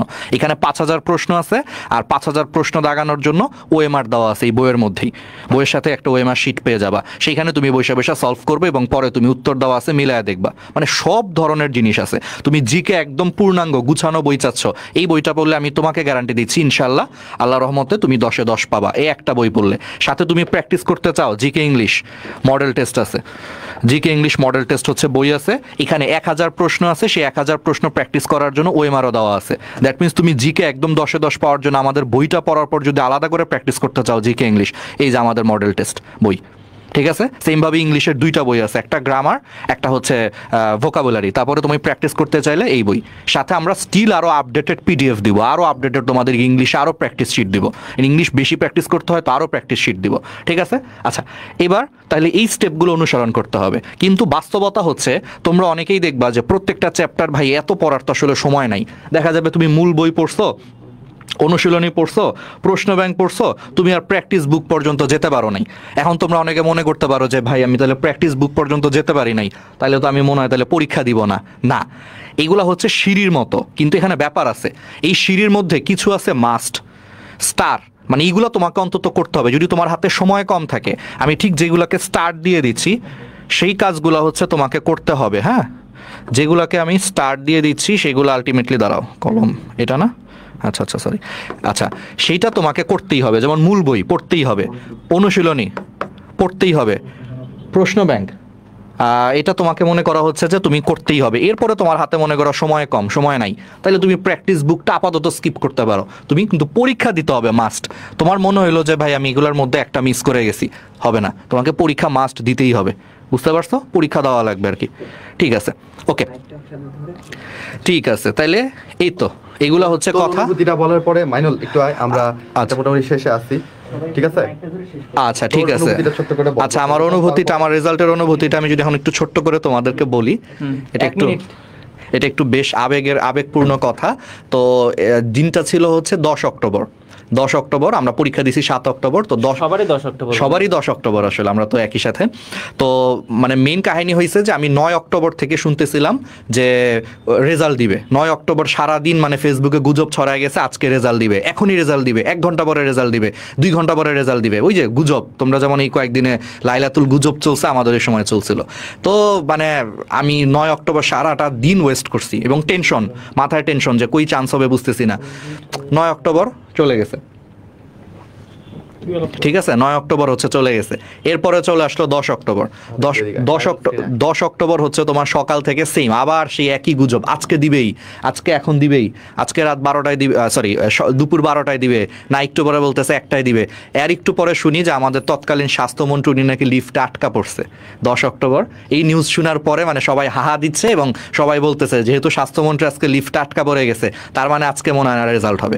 মেডিকেলের রেজাল্ট হচ্ছে স্বাস্থ্য মন্ত্রণালয় থেকে দেয়। তো স্বাস্থ্যমন্ত্রী লিফটে আটকা পড়ছে, তাকে উদ্ধার করা হয়েছে 2 ঘন্টা পরে আর কি, নাকি অনেকক্ষণ পরে, এবং উনি অসুস্থ হয়ে গেছে এই কারণে। তো বলতেছে আজকে স্বাস্থ্যমন্ত্রীর যেহেতু এই অবস্থা, আজকে কোনোভাবেই রেজাল্ট দিবে না।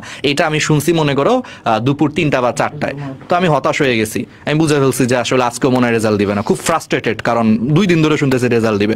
তো আমার ওই দিন আমার একটা বন্ধুর বার্থডে ছিল, তো আমারে ফোন দিছে, বন্ধু আজকে একটু ট্রিট আছে, চল একটু আয়, তোর কাছে নাচোস খাওয়াবো আর কি, ঠিক আছে? তো আমি মানে রেডি হয়েছি, রেডি হয়ে নাচোস খাইতে যাব, মানে ব্যাপারটা এরকম। হঠাৎ করে দেখি যে আমার একটা মানে বুয়েটের বন্ধু, এখন বুয়েটিয়ান, লাইক বুয়েট থেকে পাশ করে বেরোইছে, তো ওই বন্ধু আমাকে ফোন দিছে। আমি খালি ফোনটা ধরছি, ও বলে বন্ধু রেজাল্ট তো বের হয়ে গেছে মেডিকেলে। বিশ্বাস লিটারেলি হচ্ছে আমি এটা শোনার পরে আমার হাত কাঁপাকাঁপি শুরু হয়েছে। মানে আমি অনেকক্ষণ চেক করি নি, মাঝখানে 1-2 ঘন্টা চেক করি নি, ভাবছি আজকেও রেজাল্ট দিবে না। তো এরপরে যেটা হয়েছে যে আমি তো পুরো হাত কাঁপাকাঁপি, আমি বন্ধুরে যে হ্যাঁ না বলবো তা না, সাথে সাথে ফোন দিছি কেটে, কারণ এখন আমার টেনশন শুরু হয়ে গেছে, বন্ধুর সাথে কথা বলার সময় নাই। আমি সাথে সাথে হচ্ছে ফোনটা কেটে আমি আমার কাঁপা হাতে আমার তৎকালীন যে একটা স্মার্টফোন ছিল ওইটা দিয়ে আমি ওই যে ওয়েবসাইটে, তোমরা যে ওয়েবসাইটটা দেখছো, ক্লিক করলাম। ফার্স্টে কিছু হইলো না, মানে ওই যে হ্যাং হয়ে গেছে, সবাই এখন মানে রেজাল্ট দেখার চেষ্টা করতেছে। পরে 2-3 মিনিট গুতাগুতি করছে, এবং এর মাঝখানে আরো 5টা কল আসছে 5 জন ফ্রেন্ডের কাছ থেকে। আমি বুঝছি যারা রেজাল্ট পেয়ে গেছে ওরা এখন আমার রেজাল্ট জানতে ফোন দিচ্ছে। আবার ফেসবুকে ঢুকে দেখি আমার একটা বন্ধু ঢাকা মেডিকেলে হয়ে গেছে চান্স, পোস্টও দিয়ে দিছে, আলহামদুলিল্লাহ 74তম হয়ে গেছি। মুনতাসির আমার বন্ধু আর কি, মুনতাসির, ওর পোস্টও চলে আসছে। তো মানে এত টেনশন হইতেছিল। পরে 5 মিনিট পরে আমি যখন মানে ওয়েবসাইটে লগ ইন করতে পারছি অবশেষে, ঢুকে আমি মানে একদম নিচ থেকে দেখতেছি, আমি ঢেকে রাখছি, স্ক্রিনটা ঢেকে রাখছি যে আমি উপরেরটা দেখবো না, ভাবছি যে খুব বাজে কিছু হবে। নিচের থেকে আমি শুরু করছি, দেখলাম অ্যালোটেড কলেজ হচ্ছে ঢাকা। এবং তখন আমি এত বোকা ছিলাম, আমি বুঝতেছি না এটা ঢাকার কোন কলেজে দিছে। এটা সবাই, আমরা কেউই বুঝি নাই। আমি ভাবছি কি ঢাকায় তো 3টা, তখন 4টা ছিল, মুগদা সহ 4টা ছিল। আমি ভাবছি অ্যালোটেড কলেজ ঢাকা বলতে কি আমি ঢাকার কোন কলেজে আসছে, সলিমুল্লাহ আসছে, ঢাকা মেডিকেলে আসছে, সোহরাওয়ার্দীতে আসছে, নাকি মুগদা আসছে, আমি বুঝতেছি না। মানে আমি বুঝি নাই ফার্স্ট অ্যালোটেড কলেজ শুধু ঢাকা লেখা নিচের থেকে। তারপরে দেখলাম পজিশন, মানে একটু আরেক ধূপ উপরে উঠছে আর কি, বুঝছো, দেখি যে 85তম, ঠিক আছে। তারপরে দেখা বুঝলাম যে আচ্ছা তার মানে ডিএমসিতে পাইছে, কারণ এইটুকু অন্তত জানা ছিল, এত আমরা কম জানতাম না যে 200। আচ্ছা হাততালি দিচ্ছে আর কি ওরা আর কি, যাই হোক। তো না ভাই আমি ডিএমসিতে পাই নাই, যাই হোক। তো পরে এটা আমি সবার আগে নিউজ দিছি হচ্ছে আমার আম্মুকে, লাইক আমি আমার আম্মুর সাথে অনেক বেশি ক্লোজ। আমার আব্বু আমার সামনে বসা, আব্বু বলতেছে এই কইছে বল। আমি আব্বুরে না বললা ফার্স্টে অন্য রুম থেকে আগে ডাইকা নিয়ে আসছে আম্মুকে। মানে একটু ছেলেরা আসলে দেখবে একটু মার সাথে ক্লোজ একটু বেশি থাকে, ঠিক আছে। বাপকে একটু আমরা ভয় পাই আসলে, ভাবছি যে বাবা মাকে একসাথে বলবো।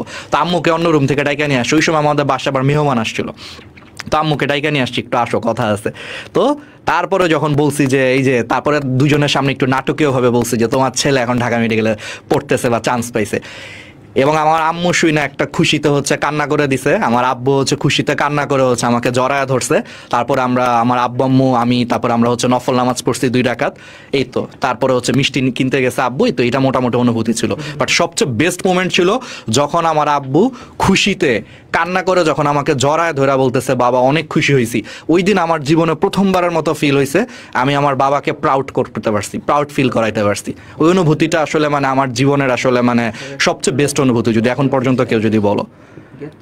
আমার বাবা এই পর্যন্ত 2বার কান্না করছে, একবার হচ্ছে ঢাকা মেডিকেলে চান্স পাওয়ার পরে কান্না করছে, আরেকবার হচ্ছে এই গত বছর 22-এ যখন ডাক্তার হয়েছি, ডাক্তার হওয়ার পর যখন আব্বুরে বসি তখন জড়ায় ধরে আরেকবার কান্না করছে। এই 2টা অনুভূতি আমার জীবনের সবচেয়ে বেস্ট অনুভূতি। এই 2বারই আমার মনে হয়েছে আমি আমার বাবাকে প্রাউড ফিল করাইতে পারছি। ঠিক আছে, আচ্ছা শেষ ঠিক করে আছে। দিই আমরা। এই শোনো, কিভাবে যারা কোর্সে জয়েন করে ফেলছো তারা আজ থেকে ভদ্র হয়ে যাও, পড়ালেখা করো, ঠিক আছে? কোনো কথা নাই। আর 17 তারিখে আমার সাথে লাইভ আছে, আমি সবকিছু দেখাই দিব, সবকিছু বুঝিয়ে নিও। যারা ভর্তি হও নাই তারা 17 তারিখের আগেই ভর্তি হয়ে নাও। আর 20 তারিখে তোমাদের একটা পরীক্ষা নিব, পরীক্ষায় কেমন করতেছো এটার উপরে ডিপেন্ড করবে যে আসলে তোমাদেরকে আমরা কিভাবে পড়াবো, তাই না? তার একটা মোটামুটি আমরা একটা আইডিয়া করবো যে তোমরা কি অবস্থায় আছো, সেই হিসাবে আমরা তোমাদেরকে আরো কেয়ার নিব। ওকে ওকে, আমরা হচ্ছে এখন সবাই একসাথে মাইক্রোফোন হাতে নিব, ধরে আমরা বলবো এইচএসসি 25 গেট সেট গো। তোমরা হচ্ছে বাসায় বসে বসে বলবা, ঠিক আছে? এখানে আর কোনো ক্যামেরাম্যান নাই, ঠিক আছে? তো তোমরা হচ্ছে স্ক্রিনশট নিবা এটা, ঠিক আছে? স্ক্রিনশট নিয়ে গ্রুপে পোস্ট করবা। মাঝখানে আচ্ছা, স্ক্রিনশট নিয়ে তোমরা হচ্ছে গ্রুপে পোস্ট করবা। ওকে, ক্লিয়ার? ওকে, এটা খারাপ ব্যাপার, এখন বলা যাবে না এসব। আচ্ছা, এই সবাই মাইক্রোফোন ধর। মাইক্রোফোন না, তোর হাত ধরতে। না, আচ্ছা ধর, হ্যাঁ ঠিক আছে। হাত খুঁজে হইতেছে না, হাত খুঁজে পাচ্ছি না অন্তর। ওকে, তাহলে আমরা এখন তাহলে কি বলবো, তোমরা হচ্ছে যে স্ক্রিনশট দিবা, মানে হচ্ছে ছবি তুলবা আর কি। আমাদের ছবি তোলার জন্য কেউ নেই, বুঝছো? তাহলে আমরা এখন কি বলবো, তোমরা একসাথে বলবো HSC 25 get set go. Finally go. Okay, ঠিক আছে। ওরা মনে হয় ছবি তুলতে পারি না, আরেকবার একটু ধর তোরা। আরেকবার একটু ধর, আরেকবার ধর না, আরেকবার ধর। ওরা ছবি তুলতে পারে না, আমি শিওর। এই সময় একটা ছবি তুলে না, বুঝছো? এই সবাই ভালো মতো থাকা। মাইক্রোফোনটা আমার হাতেই আছে, ঠিক আছে? ওকে, তাহলে ভালো থাকো, সুস্থ থাকো, আবার তোমাদের সাথে খুব দ্রুত দেখা হবে। Till then, good bye.